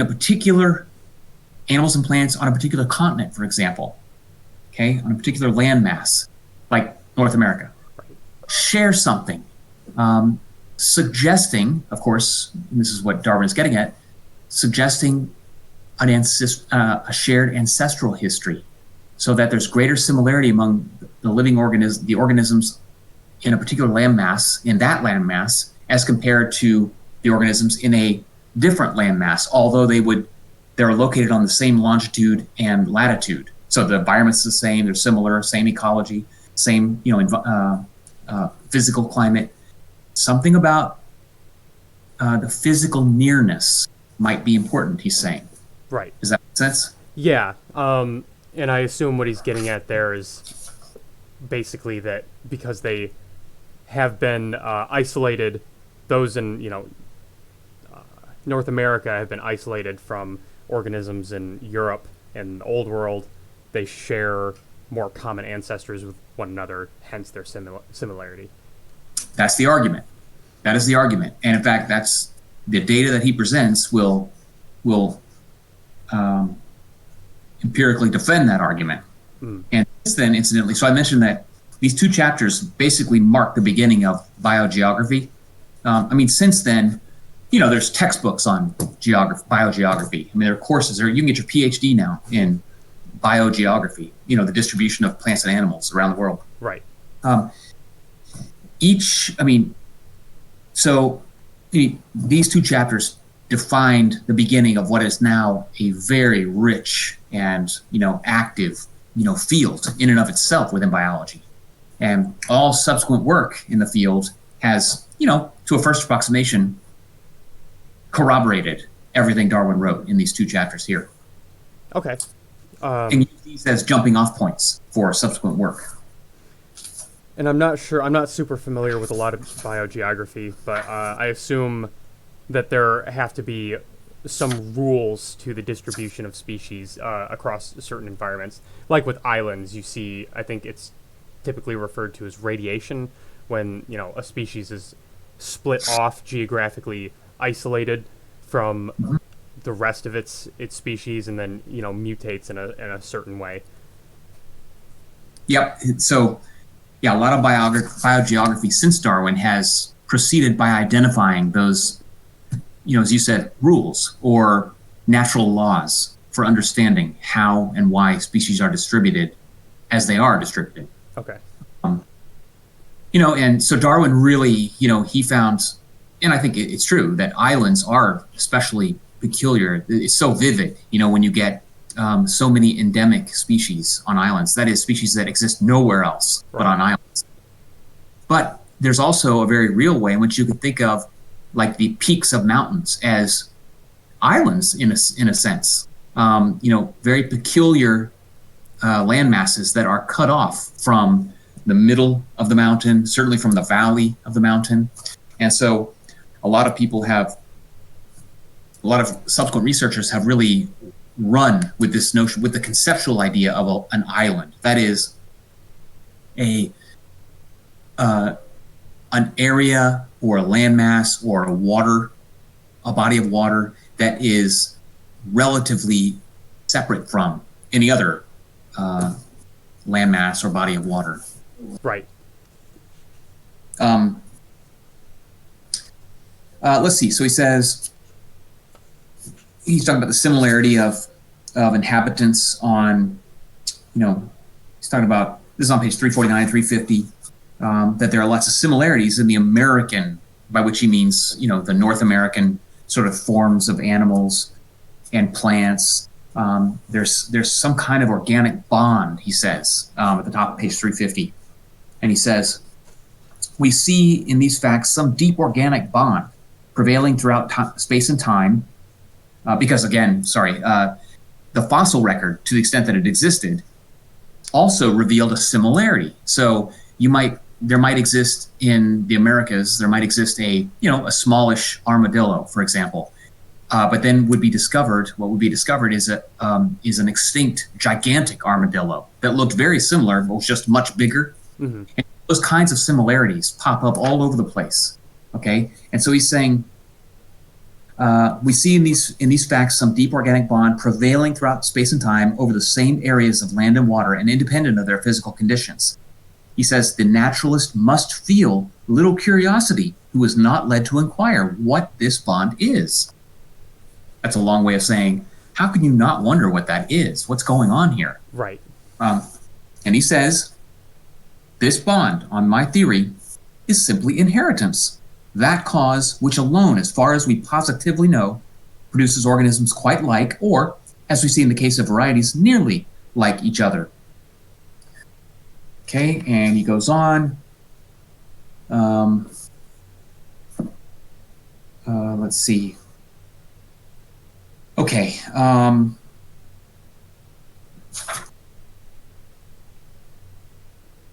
He brings up the issue of a single region of creation, I think he calls it. We are thus brought, on page 352. He says, we are thus brought to the question which has been largely discussed by naturalists, namely whether species have been created at one or more points of the Earth's surface. Undoubtedly, there are very many cases of extreme difficulty in understanding how the same species could possibly have migrated from some one point to the several distant and isolated points where now they are found. Nevertheless, the simplicity of the view that each species was first produced within a single region captivates the mind. Okay, he's saying, to the extent that you do see, and of course, species can range over tremendous areas. So you can see, something like a particular bird ranging from South America all the way up into North America. And, you notice that they're not exactly the same, but they're real similar, mm-hmm. all on the same landmass. I mean, one possibility is that, God created each species, first in South America, just for example, and then he liked it, but he wanted to tweak it a little, so he created something similar but not identical in North America. So there could be these multiple points of creation. Maybe that's what accounts for, the apparent similarity. That's like a way of trying to save the God theory, special creation theory. And Darwin's saying, I don't think so. It's more parsimonious to suggest the species arose in one location and then migrated, or, and as it migrated, it found itself in competition with different types of species, not exactly the same as where it originally evolved. And so he's addressing that head on. He's saying, hang on, before you start telling me about multiple centers of creation, let me lay out the single center of creation idea. Does that make sense? Yes. Okay. Then he says, he says, he who rejects it, that is this single region of creation, all by migration and so forth. He who rejects it rejects the vera causa of ordinary generation with subsequent migration and calls in the agency of a miracle. Right? He's saying, the only way to reject this is if you basically invoke a god who, very conveniently, poofs one species into existence and then poofs a similar one, not exactly, but similar, and 500 miles to the north, or whatever. And that kind of, the explanation isn't necessary under that's right. Take Darwin's theory, and if you do take the creationist explanation, then I guess you don't have to, but you might be compelled to ask, well, why would God feel compelled to create such slight variations so geographically close to one another? Yeah, I think you may not feel that way, but I think it would be reasonable to say, but why would God do that? And then the response often at that point is, well, who can know the mind of God?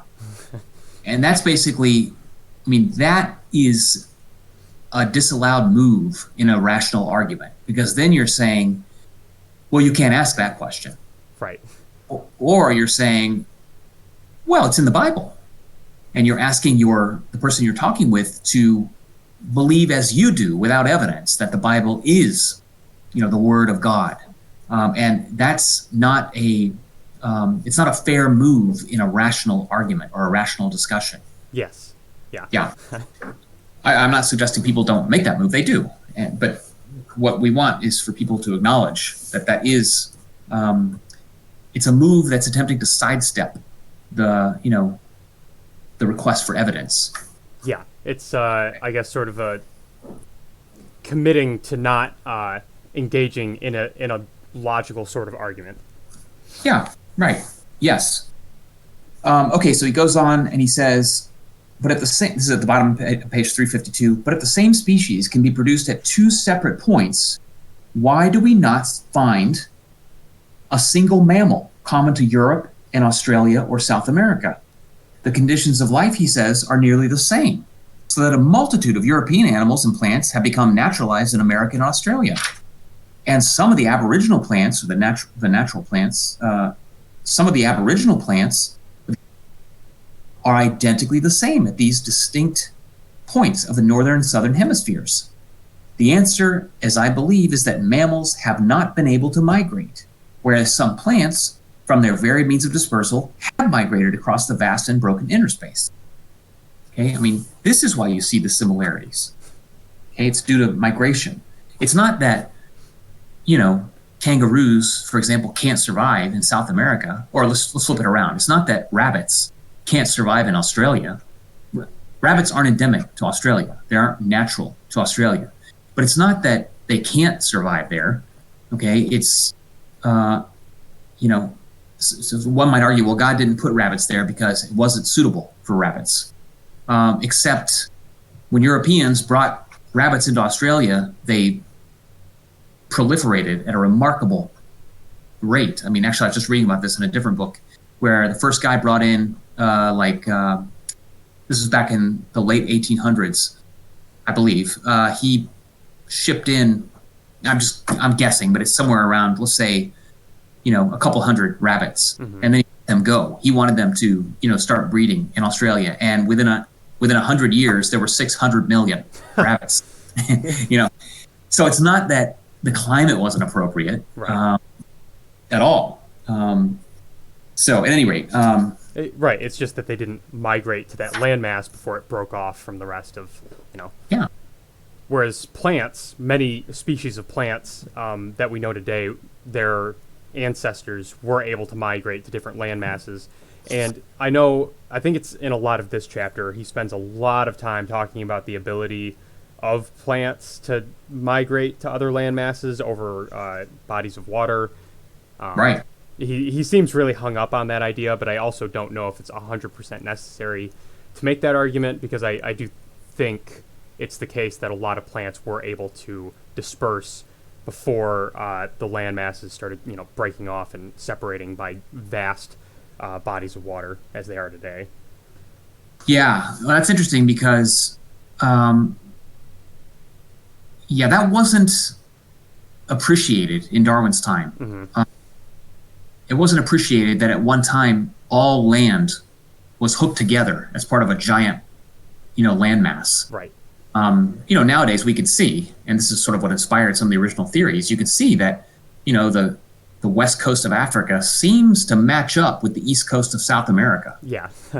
It looks like a puzzle piece, and that's because it once was a single landmass. Um, I think there have been some, people had talked a little bit about it, but it just seemed too outrageous because nothing seemed powerful enough to move continents. You know what I'm saying?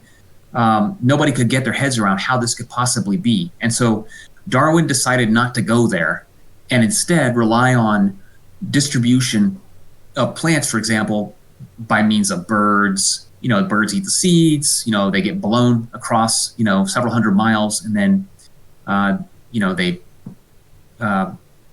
poop out the seed in their new location, or they may be picked off and eaten by a predatory bird that then, pukes up the bolt that's left after it digests most of the bird's body, and then the seed might be in there.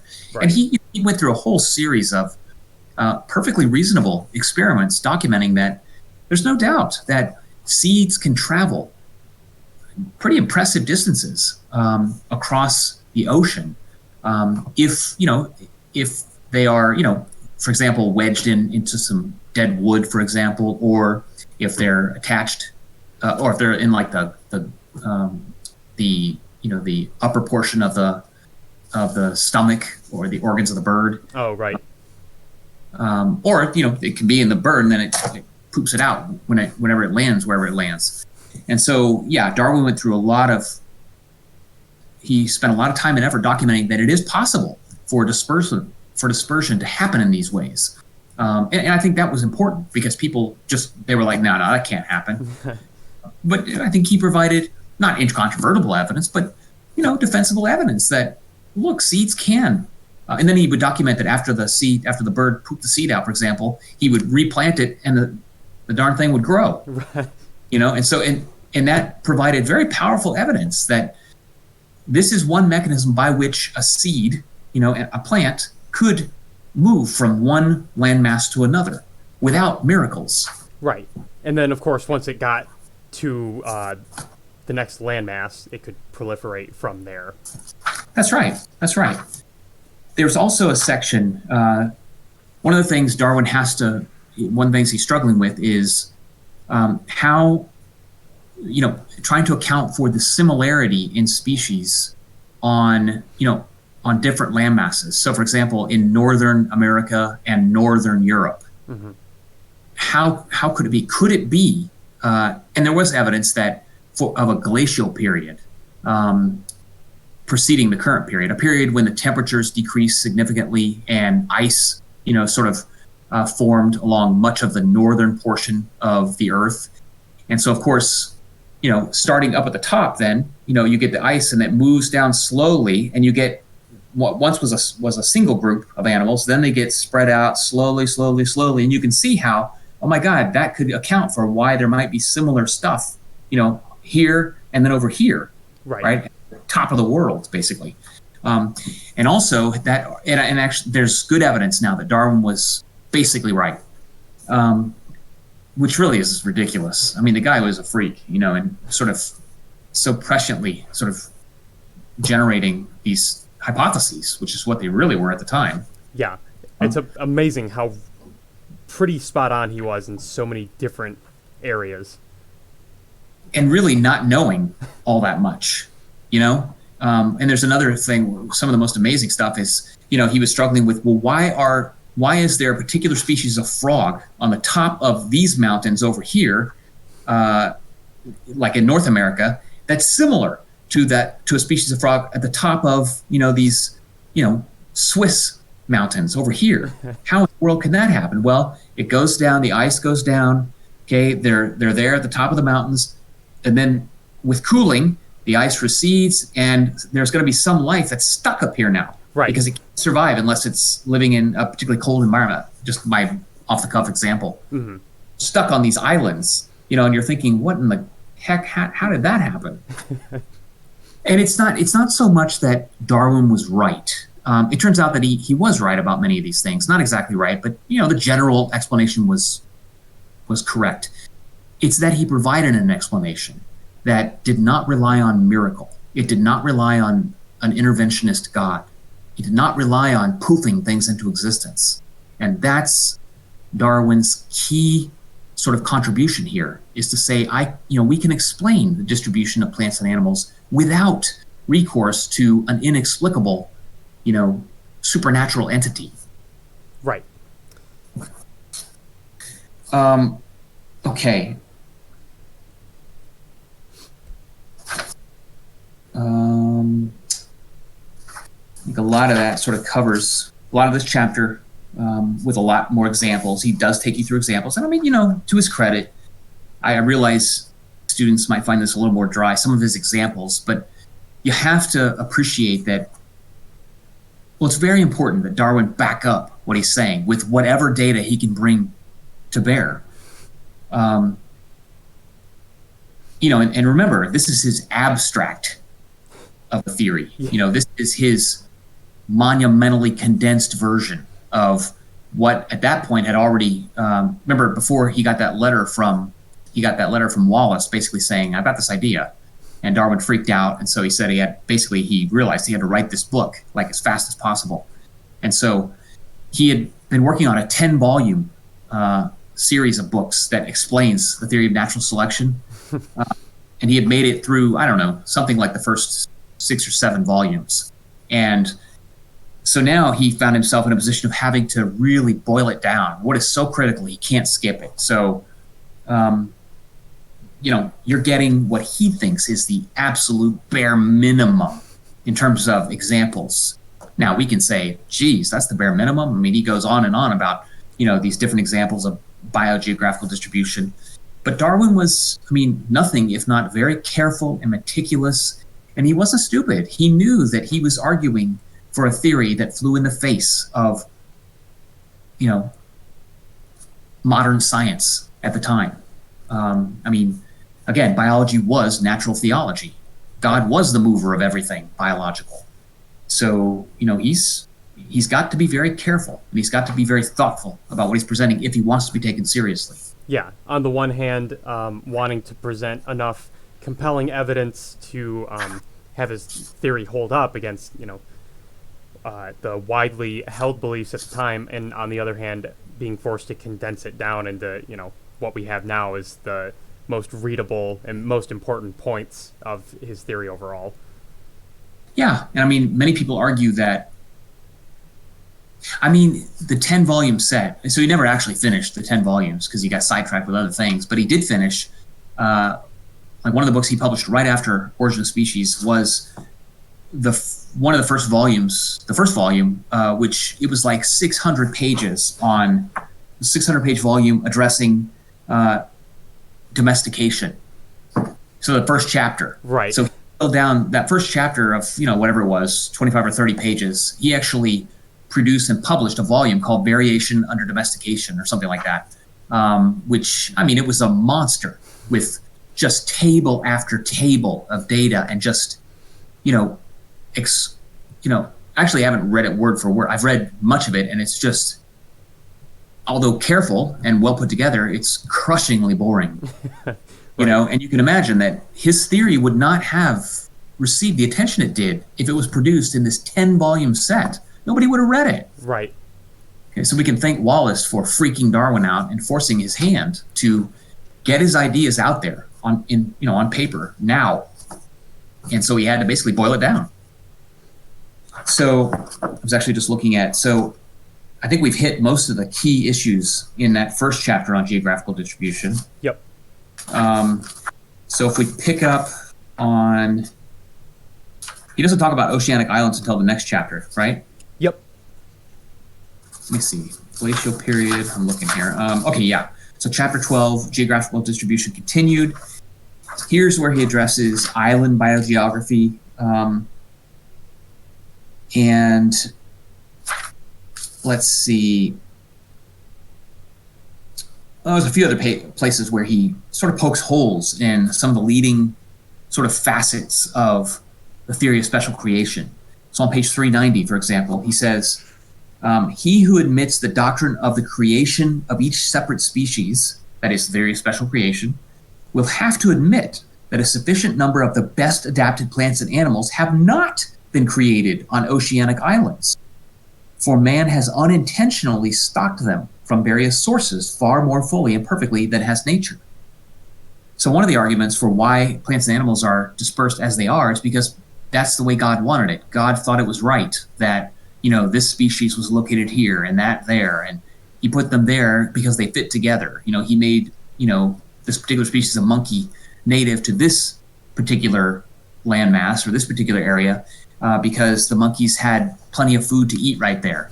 And that's all fine and well until you realize that it's kind of weird that we can so easily, introduce species into places where they have never existed and not been native, and they do just fine. Mm-hmm.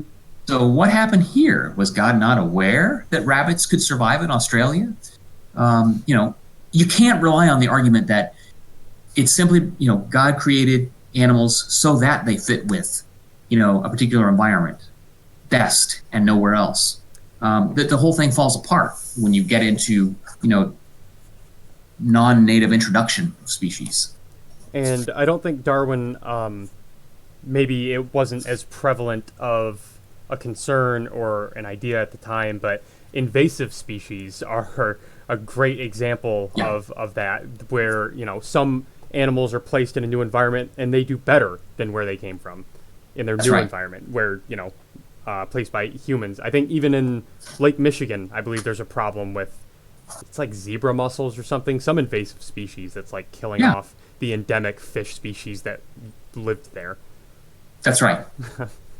And again, none of that disproves special creation and none of it proves evolution by natural selection, but it's a bit of a thorn. It's a bit of a burr to try to figure out what to do with if you're taking the perspective of special creation as it was presented in Darwin's day. Mm-hmm. It makes God look like an idiot. Right. And that's, or at least it forces, people who hold that theory of special creation to do some additional mental gymnastics to figure out how to square the circle. Right. And at that point, they're all kind of just, in doing so, they're just speculating. It's not based on any sort of evidence that they have, or if it is, it does come from the Bible or like a reinterpretation, and they're having to rework their previous explanation of, God willed it that way because, whatever. That's right. It requires more work, and that's not necessarily a bad thing, except Darwin's presenting a perfectly defensible and parsimonious explanation for why species are distributed as they are distributed. And he's also accounting for why sometimes you could have invasive species. Again, he doesn't have to justify the mind of God. The mind of God is not relevant to understanding the distribution of life, according to Darwin's theory. Yes, right. He's not questioning the existence of God, we should note. He believed, I think we said this last time, he believed that his theory was perfectly consistent with, a God, even a Christian God. Mm-hmm.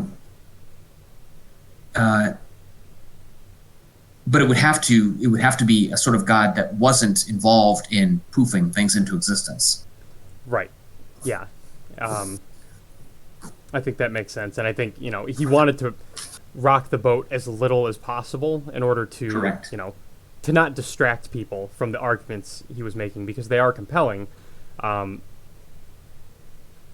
I think nevertheless, it sort of happened. Yeah. Yeah. Yeah. Well, I think you're right. I think yeah, Darwin was also very strategic, and you're absolutely right. He did not want to rock the boat any more than he had to, right? Even when he's calling into question the theory of special creation, most of the time he does it very judiciously, very politely. He's not saying things like "you idiots." He's just saying maybe we would need to question how this could work. He's very he beats around the bush a lot Yeah. than just saying it flat out. But like you just said, Gavin, he's interested in communicating his core idea, and he's very sensitive to unnecessarily offending people. Yes. So now the business of oceanic islands is a big piece of this chapter. And this is very powerful evidence that corroborates his theory of evolution by natural selection and is not consistent with the theory of special creation, or at least it's not clear how to explain the distribution of life on oceanic islands. And there's several, several phenomena that Darwin highlights. One is that, you very often find that the species that inhabit oceanic islands are endemic to those islands. In other words, they are found no other place but those islands. And to the extent that islands restrict immigration and emigration, that is likely to be part of the explanation for why species that exist on islands exist only on islands. Mm-hmm. That's a reasonable hypothesis, okay, which doesn't force you to invoke the will of God, for example. Right. And he notes, and I think it's very powerful evidence that, it's not just any kind of animals that you see on oceanic islands. It's, for example, oceanic islands do not have mammals on them. They do have insects, they do have birds, all of which can fly there from the most near continent. Okay, you got a different problem with mammals, who generally, if it's more than for any significant distance, they can't make it from the large continental landmass all the way to the island. So you don't, and it is a fact, as Darwin was pointing out, that mammals, there are no islands that have mammals as native to their ecology, with one exception. And the exceptional mammals are bats. Bats can get there because they can fly. Right. And it's just beautifully consistent with what Darwin is arguing. From a special creationist perspective, you got to do some mental gymnastics to figure out, to try to, pick apart the mind of God. Well, God thought it was right that there were only one group of mammals on oceanic islands. Interestingly, he thought it was especially right that these were the mammals that could have flown over from the nearest, continental landmass. It becomes the burden of the mental gymnastics becomes heavier at this point. Right. I actually didn't know that there were no mammals on islands that weren't, brought there sort of artificially. Because of course, it could happen that mammals existed there before the landmass broke off, That's true. But I remember watching a YouTube video on PBS Eons, and they cover a lot of paleontological findings, which are really interesting. They covered that race of Homo sapiens that were like 3-4 feet tall, and they were isolated on an island with a lot of other like pygmy species like elephants. But they had all gone extinct because, well, they were so small in the first place, the theory goes, because of the limited amount of food and resources available to them, and possibly that had something to do with their extinction, as to where anything that flies or swims could have made it from a larger landmass over there even after it had separated. Yeah, and actually, Darwin may have been, I don't know, I can't remember exactly how he worded it, but I don't even know if that's actually literally true, that there are no mammals, right, as best we know, are native to islands other than bats. I mean, it's possible that since Darwin, we have identified that there may be one or a couple, that somehow got there. But Darwin's point, and our point for now, is that mammals other than bats, are incredibly uncommon on oceanic islands. And it's not that they can't survive or that the ecology or the environment is poorly suited for them, because again, Europeans have brought things like goats to islands, and they do fine. I mean, they just start breeding and start eating up all the food, and then they become a problem for the native species. Right. So the other type of animal that you don't typically find native to oceanic islands are amphibians, frogs, newts, salamanders. All of these species are killed by seawater. They can't survive in salt water. Okay. Once again, you could do the mental gymnastics and say, well, God thought it was right that species that couldn't survive in salt water should not exist on islands. Well, the problem with that is that they do just fine if you get them there. Right. They proliferate like crazy. If you bring frogs onto islands, they'll do fine, but they couldn't get there. Okay, not initially. So all very interesting, and once again, doesn't disprove special creation, doesn't prove evolution by natural selection, but corroborates natural selection, and is only sort of tortuously, explained by special creation. Right. Okay, so that takes us through basically those two chapters on geographical distribution. I'll point out that he once again has a very nice summary of both of these chapters all in one place. So it's a summary of, as he says on page 406, the last and present chapters. Yep. So if it's okay with you, we can move on to chapter 13. Yep. Okay. So in this chapter, Darwin it's a bit of a catch-all chapter where Darwin is bringing together some loose ends that he hasn't had, sufficient opportunity to sort of address in previous chapters. So he wants to bring in the relevance of, as he says, the mutual affinities of organic beings, or the similarities among organic beings. More specifically, he wants to address the business of classification. How do you classify different organisms? Then he'll talk a little bit about morphology, then embryology, and then what were then called rudimentary organs, and are sometimes still called rudimentary organs. So it's a bit of a catch-all in some ways. But what Darwin does is he basically, in the first few pages here, he says, look, there already existed a classification system at that time, Linnaeus's classification system, right? And so Darwin said, to the extent that this classification system is accurate and is defensible and is a sensible way of classifying organisms, and he argued it generally is. And the reason it is because people are doing these classifications on the basis of the shared ancestry of the animals or the plants that they're referring to. Now, they're not doing this consciously, but this is why people before Darwin put whales with mammals, not with fish, despite the fact that, whales live in water and look a lot like fish.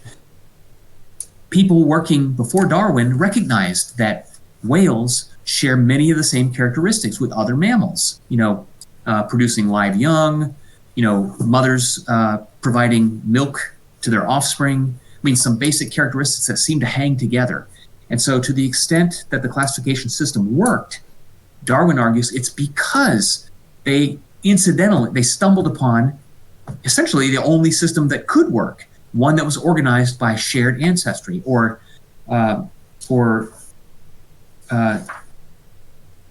by recognition of descent with modification, even though they weren't thinking like that consciously. Right. I think it was probably just sort of lucky that they were focusing on a lot of the physical characteristics that happened to be similar amongst these organisms and grouped them together.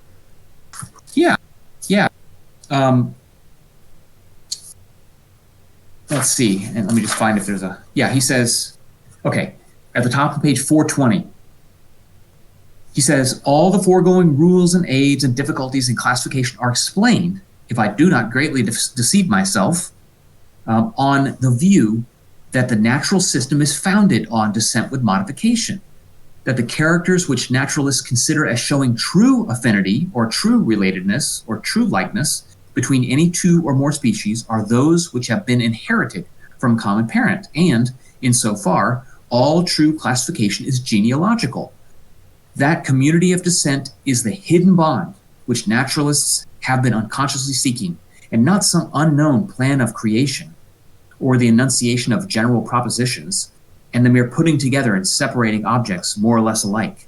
He's saying this is what's guiding. They've been doing this unconsciously, or not explicitly. They've implicitly been categorizing and classifying animals according to shared ancestry, or commonality or communality of descent. Right.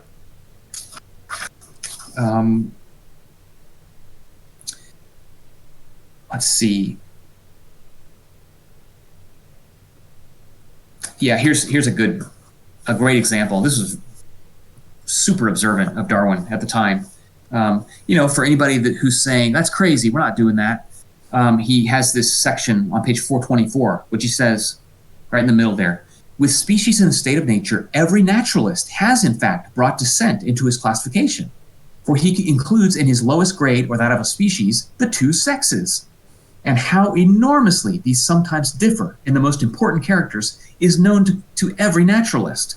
Scarcely a single fact can be predicated in common of the males and hermaphrodites of certain cirripedes when adult, and yet no one dreams of separating them. The naturalist includes as one species the several larval stages of the same individual, however much they may differ from each other and from the adult. They're already doing this. They're not classifying the maggot as a different species from the fly that it becomes, right? Right. They're classifying it as part of the same species because they share something by descent. And similarly, even if males look dramatically different from females, they're still putting them in the same species, okay? Because although their sexes differ, they share relatedness by descent, okay, from the previous generation. Right. So people are already doing this. Yeah. Then he talks a little bit about rudimentary characters. Let me see if. Okay, not yet. He hasn't quite gotten there yet. He's going to. Okay, just wrapping up this section here. He says, this is on page 433. It's going to force me to read more than I really want to, but let me just start at on page 433, the first paragraph there. He says, finally, we have seen that natural selection, which results from the struggle for existence, and which almost inevitably induces extinction and divergence of character in the many descendants from one dominant parent species, explains the great and universal features and the affinities, or the similarities of all organic beings, namely, their subordination in group under group. We use the element of descent in classing the individuals of both sexes and of all ages. Although having few characters in common under one species, we use descent, he reminds the reader, in classifying acknowledged varieties, however different they may be, from their parent. And I believe, he says, this element of descent is the hidden bond of connection, which naturalists have sought under the term of the natural system. On this idea of the natural system being, insofar as it has been perfected, genealogical in its arrangement, with the grades of differences between the descendants from a common parent, expressed by the terms genre, families, orders, etc., we can understand the rules which we are compelled to follow in our classification. So there you have it. Blah, blah, blah. Let's see, at the top of page 434, he says, we shall never probably disentangle the inextricable web of affinities between the members of any one class, but when we have a distinct object in view and do not look to some unknown plan of creation, we may hope to make sure but slow progress. I mean, just saying that this is the plan of God, closes the argument and closes the questioning down, and Darwin argues, thwarts us from asking more pressing questions, um, or more interesting questions, perhaps. Right. So it seems there like he's saying sort of marveling at the many different varieties and differences between organisms and saying, uh, although we'll never probably figure out exactly the path of descent of all the individual species, we can make progress so long as we don't fall back on the sort of easy explanation of special creation. Right. Okay. Yeah, exactly. That's exactly what he's saying there. He's saying that closes the door. Okay. Even if it were true, we don't want to get there until we've exhausted all possible evidence-based hypotheses. Right. Um, so then on 434, he gets into morphology. And here he's asking us to appreciate similarities in morphology across different types of organisms. I believe here, when he talks about, he says on page 434, what could be more curious than that the hand of a man formed for grasping, that of a mole for digging, the leg of the horse, the paddle of the porpoise, and the wing of the bat should all be constructed on the same pattern and should include the same bones in the same relative positions. I Yeah, go ahead. I actually remember in my high school biology textbook them showing a diagram of a human hand, and they highlighted in different colors the bones in common in the human finger, and in there, you can see the same bones all kind of shoved into the singular horse hoof, and then in the fin of a whale and the wing of a bat. It's like the same construction that was obviously repurposed for all the different tools. Well, obvious to us now, that's right. I mean, what are the odds, that not just, so you have, it's the same bones, the same number of bones in the same order. Yes, in several cases they're extraordinarily extended. For example, like the pterosaur. Is that the right word? The flying. What is it called? The Pterodactyls? Yeah. Pterosaurs, including pterodactyls. Yep. They have wings, but they're winged by an extraordinarily elongated pinky. Yeah. Which seems really odd. But at any rate, Darwin will argue this is not right. This can be explained by my theory. All these organisms at some distant point in the past shared a common ancestor. That is a straightforward explanation for the same bones, the same pattern of bones in the same order. And boy, you are going to paint yourself into a disastrous corner if you're going to try to give an explanation based on special creation.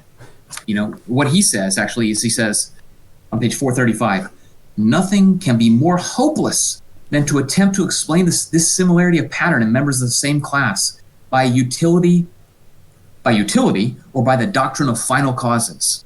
The doctrine of final causes means basically God did it.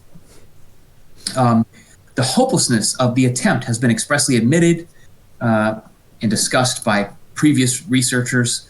On the ordinary view of the independent creation of each being, we can only say that so it is, that it has so pleased the Creator to construct each animal and plant. And he's saying, that's no explanation. That they happen to share the same bones in the same order and in the same structure because that pleased God to do it that way. Right.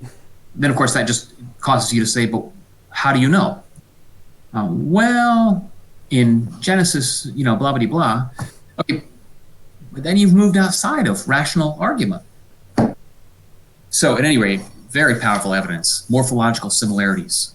This section here in this chapter founded the field of comparative morphology, comparative evolutionary morphology, Okay. or what referred to as phylogenetic comparisons. Ah, I see. It was, it's really unbelievable that basically every chapter provides the foundation for a new field of inquiry within the study of biology. Yeah. And let's see. Moving forward, let's see.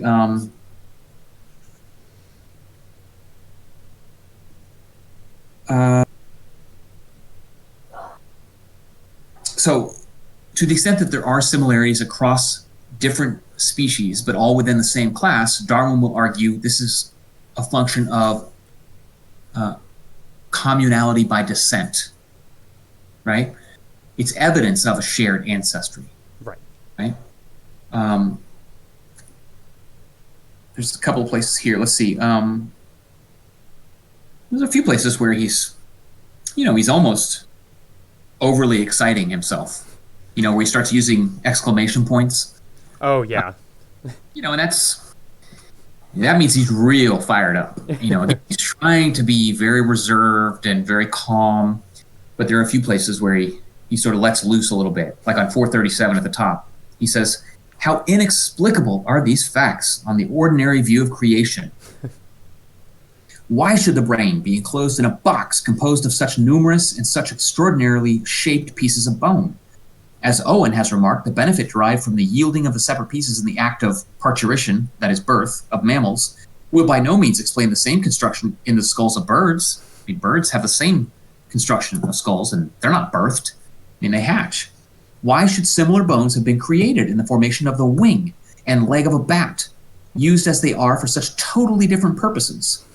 Why should one crustacean, which has an extremely complex mouth formed of many parts, consequently always have fewer legs? Or conversely, those with many legs have simpler mouths? Why should the sepals, petals, stamens, and pistils in any individual flower, though fitted for such widely different purposes, be all constructed on the same pattern?" And he says, on the theory of natural selection, we can satisfactorily answer these questions. Okay, on the theory of special creation, there's just nothing to grab onto. Why in the world? Other than, well, this is the will of God, or who can know the mind of God? Right. And you don't need to go there if you have a perfectly defensible natural explanation. Which is presented here very clearly. So. Correct. So he then moves on to embryology. Yep. Founding yet again another area of the study of biology that is embryological, comparisons. Well, there is an entire field of embryology. And he, again, it's another piece of a larger puzzle. Or as he states at the beginning of his recapitulation chapter, Darwin sees this as all part of one long argument. All of these bits and pieces fit together in this larger wall that he's building, from the biogeography to the embryology to morphology to fossil evidence, it's all part of his theory of evolution by natural selection. So embryology, he argues that similarities in embryology reveal similarities in shared ancestry. In short, okay? Yep. Yeah, it seems like he's making largely the same argument as he was in the morphology section, but correct. I think in some ways this can be more compelling. When you look at mammals on the one hand sharing the same sort of hand bones, but then the embryos of mammals being so similar to the embryos of reptiles and birds also being extremely similar. Powerful evidence in favor of shared evolutionary history. Mm-hmm. Does it prove it? Nor does it disprove special creation. But once again, he's making one long argument that becomes, as the evidence piles up and the arguments pile up, it becomes very difficult to not be led to the conclusion that life emerged not by special creation, but as a consequence of evolution by natural selection. That is his goal here, is to disabuse the reader of special creation as an explanation for life as we know it. Now, he closes out this chapter with a brief discussion on rudimentary organs, which is really interesting, and once again, launched a whole new area of investigation. Rudimentary organs are entirely explicable and expected, or certainly not surprising, on his theory of evolution by natural selection. We shouldn't be flabbergasted about why there are birds that don't fly, despite the fact that they have wings. Right. Birds on islands, for example, often evolve such that they're no longer capable of flight. Or it's possible for birds such as ostriches to have wings that, once again, they're not capable of flight. But what you see is the evolution of incredibly powerful legs that can move the animal, just as quickly as it needs to move. So one of the things that Darwin is saying, is our video connection okay, as far as you can tell? Yeah, I don't know. I heard you start to cut out a little. Your voice is getting kind of staticky. I'm not really sure what's going on with that. Seems to be getting funny on us. It'll be strong and then it goes weak. It might be one of our internet connections. I'm not sure. I don't know. Okay, well let's push ahead in the meantime. So it shouldn't be surprising that the fact that some birds have wings that don't function in flight, right? Yeah. Whereas it's difficult to argue, why would God create a bird with wings that didn't work? Why bother giving it wings? Is it a joke? Is it a trick? And that's, of course, the kinds of arguments that you get, is, well, God is testing our faith in his special creation. He's testing our faith. It is, in fact, good and right and perfect that there should be birds that can't fly. Never mind, they have wings. See, it requires much more mental gymnastics to get through, whereas it's not a shocking thing on the theory of evolution by natural selection and on the theory of descent with modification. Similarly, go ahead. Oh, I was just going to bring up, I thought this might be a good place to mention that I saw several places in the discussion forums that students were posting for week 1 that they were talking about the appendix on the topic of rudimentary atrophied or aborted organs. The appendix being an organ in humans that in our ancestry was useful for digesting raw plant matter, and now is more of a burden to us because people have appendixes that can burst and they need to get appendectomies. So although now more of a hindrance to us than anything, it was beneficial for our ancestors. Yeah, absolutely. Although there is some evidence that the appendix still may function as part of the immunological response to various pathogens and parasites. It may. Bottom line is, it may still have a function, and it may still serve a protective sort of function. But certainly, we also run, relatively speaking, a very high risk of things going wrong with it. So the argument's still good. Or another good example would be, the insects that have evolved on islands where they essentially have the coverings of their wings, effectively sewn shut. And so, they have these covers over wings that they can't use. I mean, what to have created insects with wings that can't actually use them. Hard to understand from the theory of special creation. Again, forcing someone who, adheres to that perspective to really, have to now get into the mind of God based on scripture and everything else. And then you find yourself digging a hole. Whereas it's precisely explicable, on the basis of, on Darwin's arguments regarding descent with modification. Some insects still have the machinery for flight, despite the fact that they don't actually fly. Right. Yeah. All right. Can we wrap it up on the final chapter? I think so.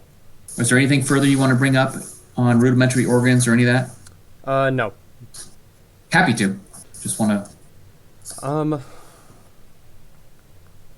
I do think it is worth mentioning that, like you said, the appendix, being an example, may still serve a function. Many of the organs, rudimentary or atrophied, can be repurposed. Like I'm sure the wings of ostriches and other flightless birds can serve purposes like intimidation um, of predators or sexual competitors, or probably balance and running or something like Sure. that.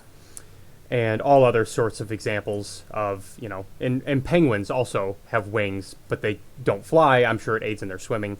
Lots of, or the swim bladders he talked about pretty extensively in this book, uh, being repurposed in fish. So, Yeah.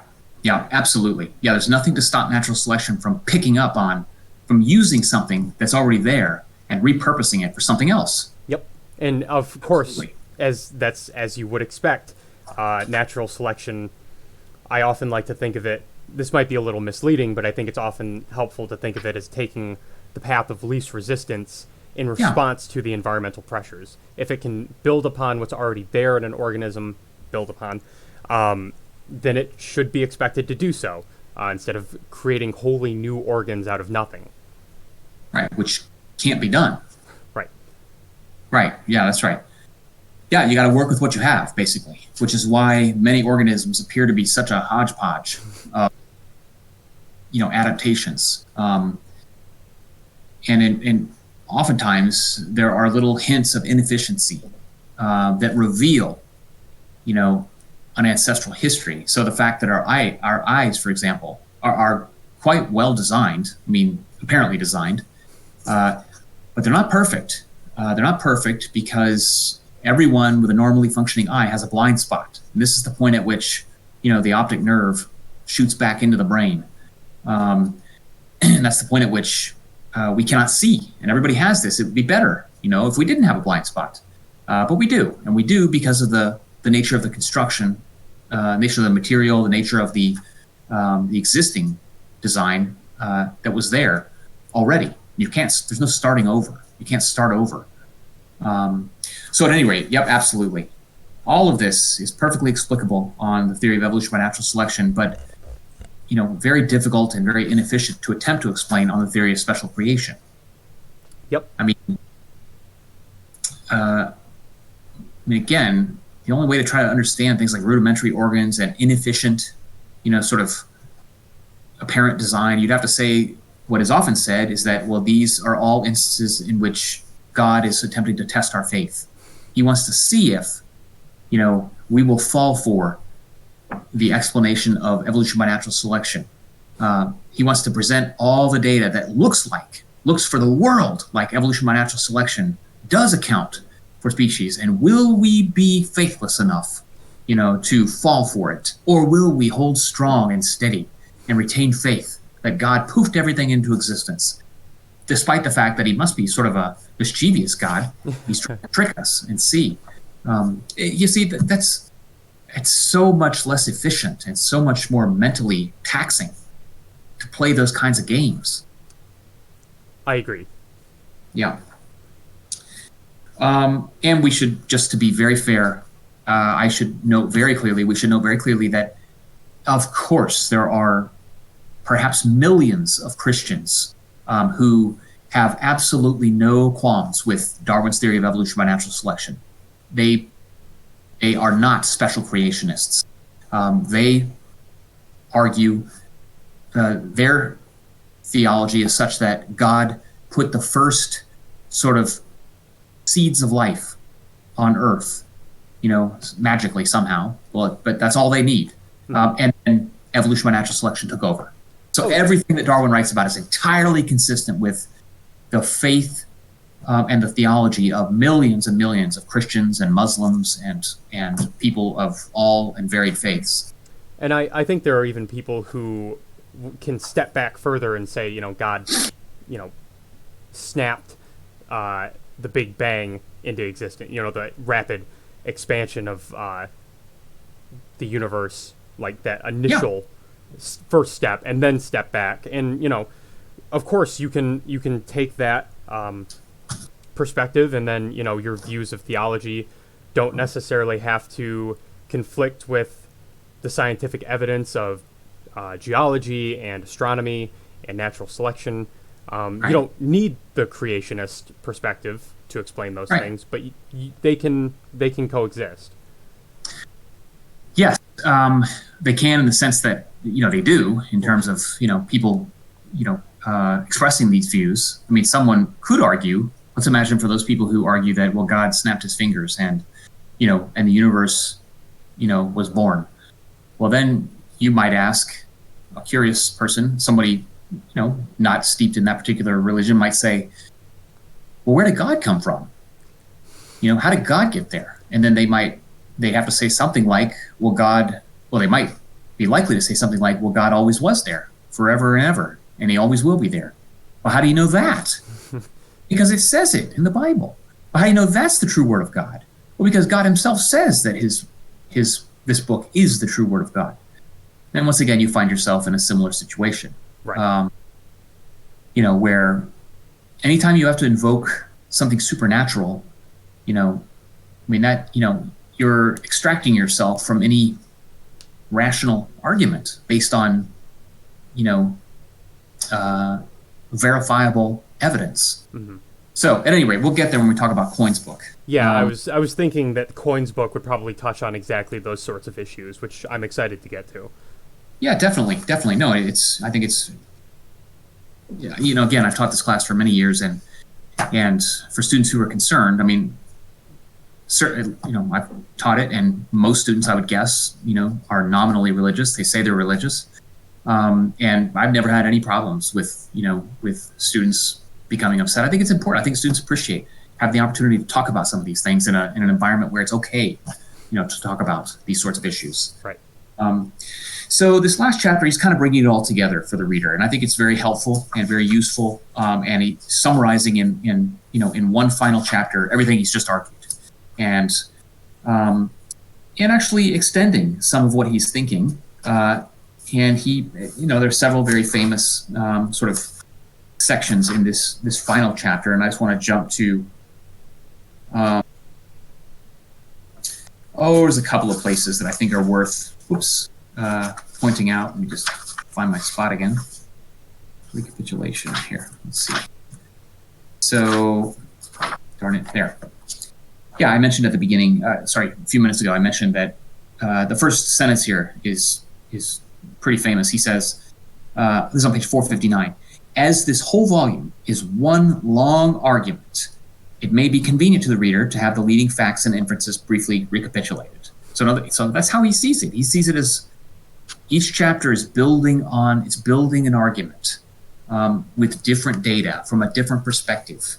And so he does that. He summarizes the key ideas. And I think I want to push through and let's see. There's several places where, Darwin's scholarly,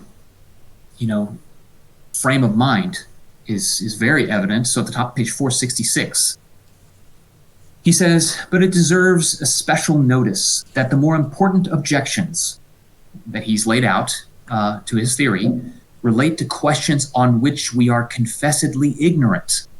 Okay, nor do we know how ignorant we are.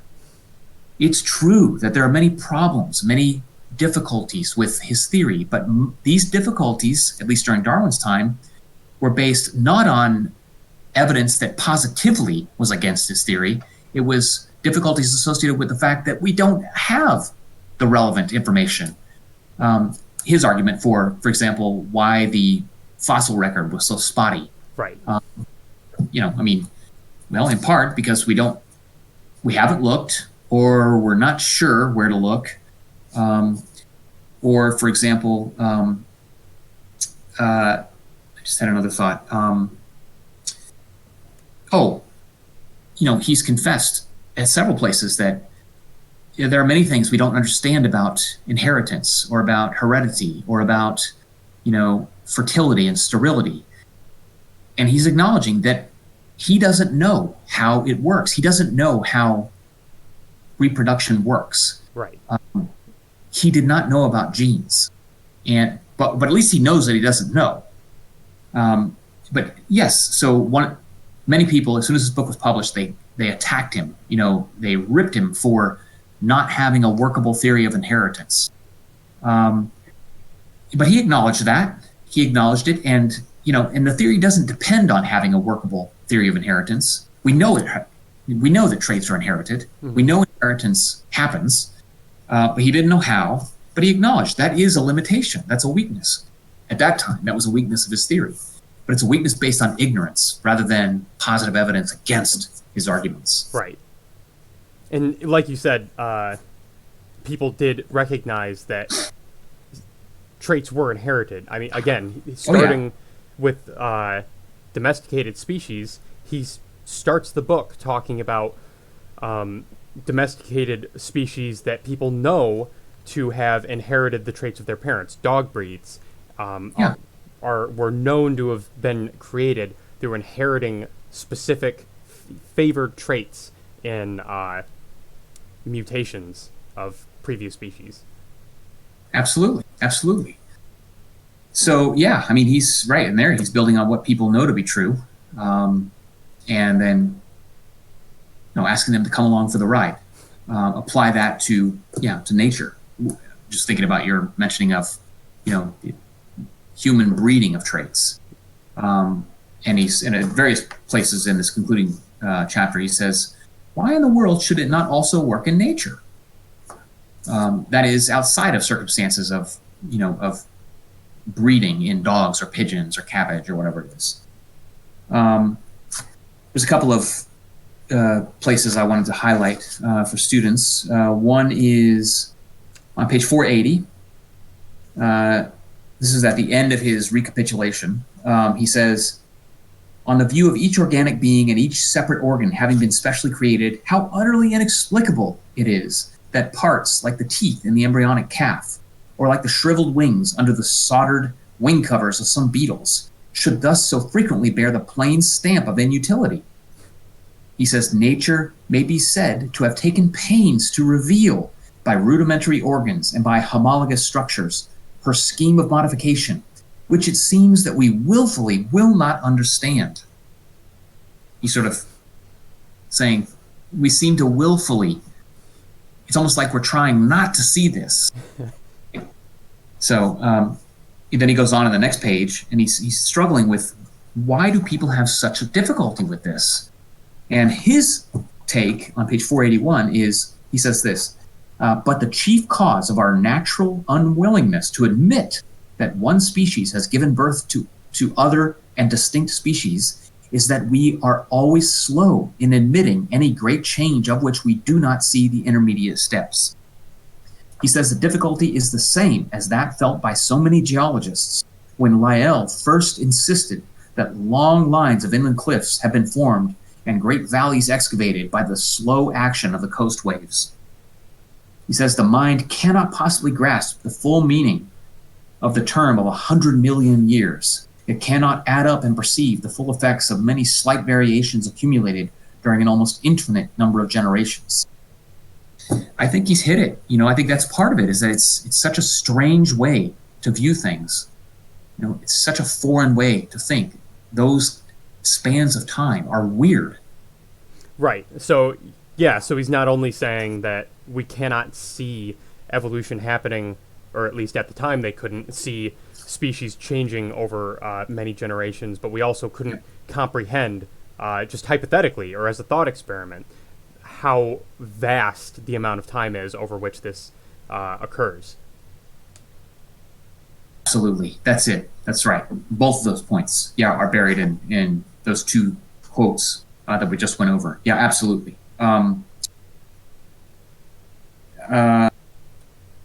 He comments on page 484. He says, this was, a risky statement for him to make, but he says, "Therefore, I should infer from analogy that probably all the organic beings which have ever lived on this earth have descended from some one primordial form into which life was first breathed." That's a pretty powerful statement. All life descended from an initial form. But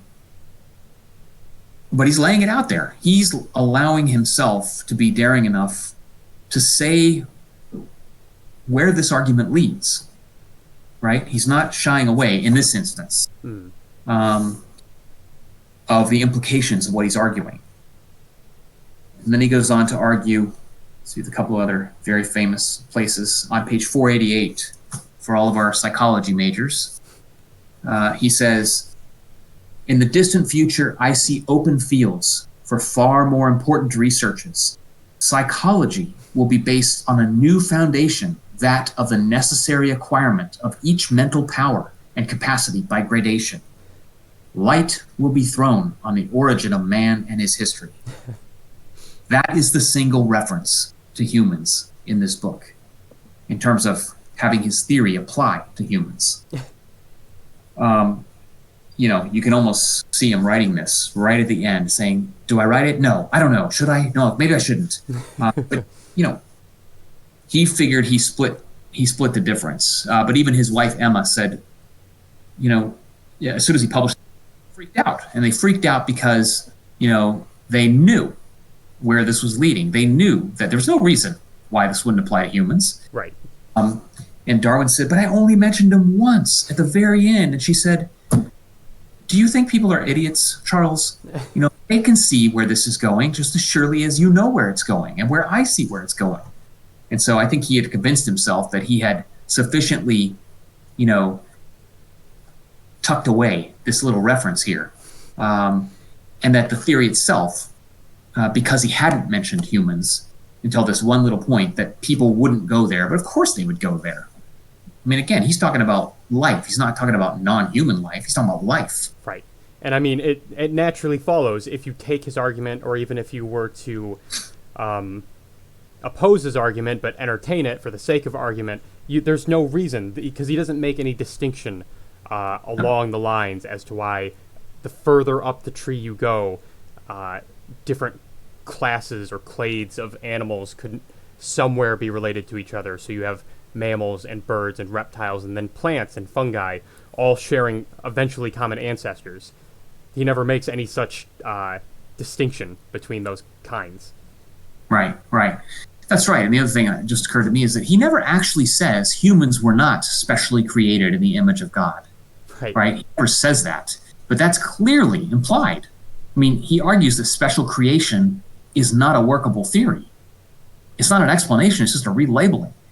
And that applies to all these other species that he's talking about. And did he really think people were going to say, wait a second, are you saying that humans weren't created in the image of God, specially by God, with special status? Well, he may say, well, I never said that.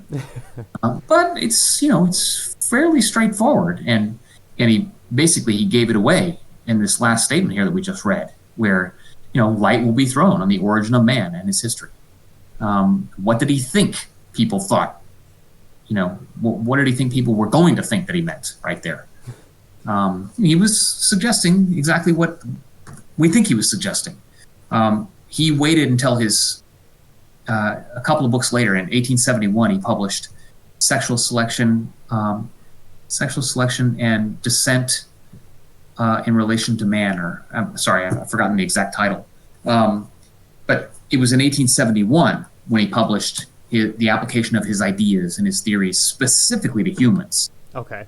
But he was purposeful. He wanted to just present his theory and not bury it in the freak out factor of applying it to humans. But if that were really true, then he should never have added that one statement right there, which he did. It's almost like he couldn't help himself. Yeah, he was a tortured guy. I mean, he was tortured. Remember, this is a guy who desperately wants to avoid conflict.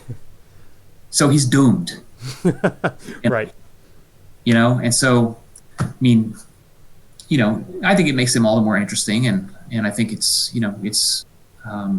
helps to account for his delay in publishing as well. I mean, he had this theory worked out pretty much as we read it about 20 years before his book was published. Okay, so he did have it pretty much fleshed out for a while. Oh, before yeah. It was published. Oh, yeah. He just couldn't bring himself to put it on paper. Just the thought of it just made him sick. He didn't want to draw that kind of attention. On the other hand, he did want to have credit for this theory. And as soon as Wallace, sent him that letter saying, I got this idea, he was like, well, there you have it. I'm done. I've been had. And his friends who knew about his previous writings, he had written these theories down. He had written these ideas down in other places. and he sent letters to colleagues. Here's an abstract of my theory, that kind of thing. So there was legitimate reason to give him precedence. But at any rate, I think it's safe to say he was a tortured, sort of a tortured guy, struggling with, wanting to avoid conflict, not wanting to upset his wife, not wanting to upset his status as a legitimate scholar. So there were lots of things he was struggling with. And incidentally, since we didn't assign this book, but for anybody who wants to read a wonderful and brief and highly readable biography of Darwin, it's a book called, what is it called? Do you recall the title of the book? I do not. Yeah, here, it's called, I've got one of, it's written by a guy called David Quammen, Quammen, and I'll tell you the exact title. It is called The Reluctant Mr. Darwin. It's just a wonderful and relatively brief, sort of biography of who this guy was, and it reveals many of these struggles that Gavin and I have been talking about. Okay, so that settles it for Origin of Species.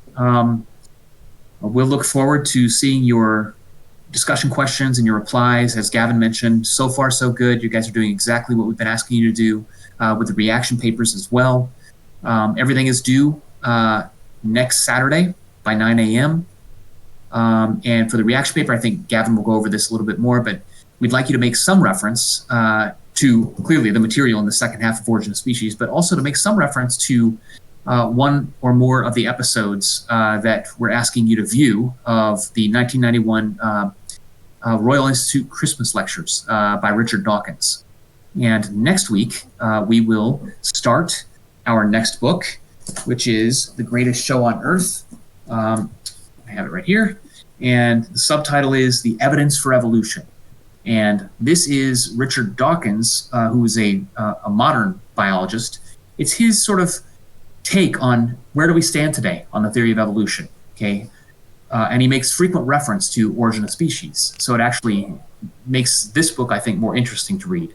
And he points out where Darwin got things wrong, but he points out where Darwin essentially got things right. So I hope you guys will appreciate that sort of update. Anything else? Yeah. Not for me. I think that about covers it. Okay, so we'll end it here, and we will see you guys soon.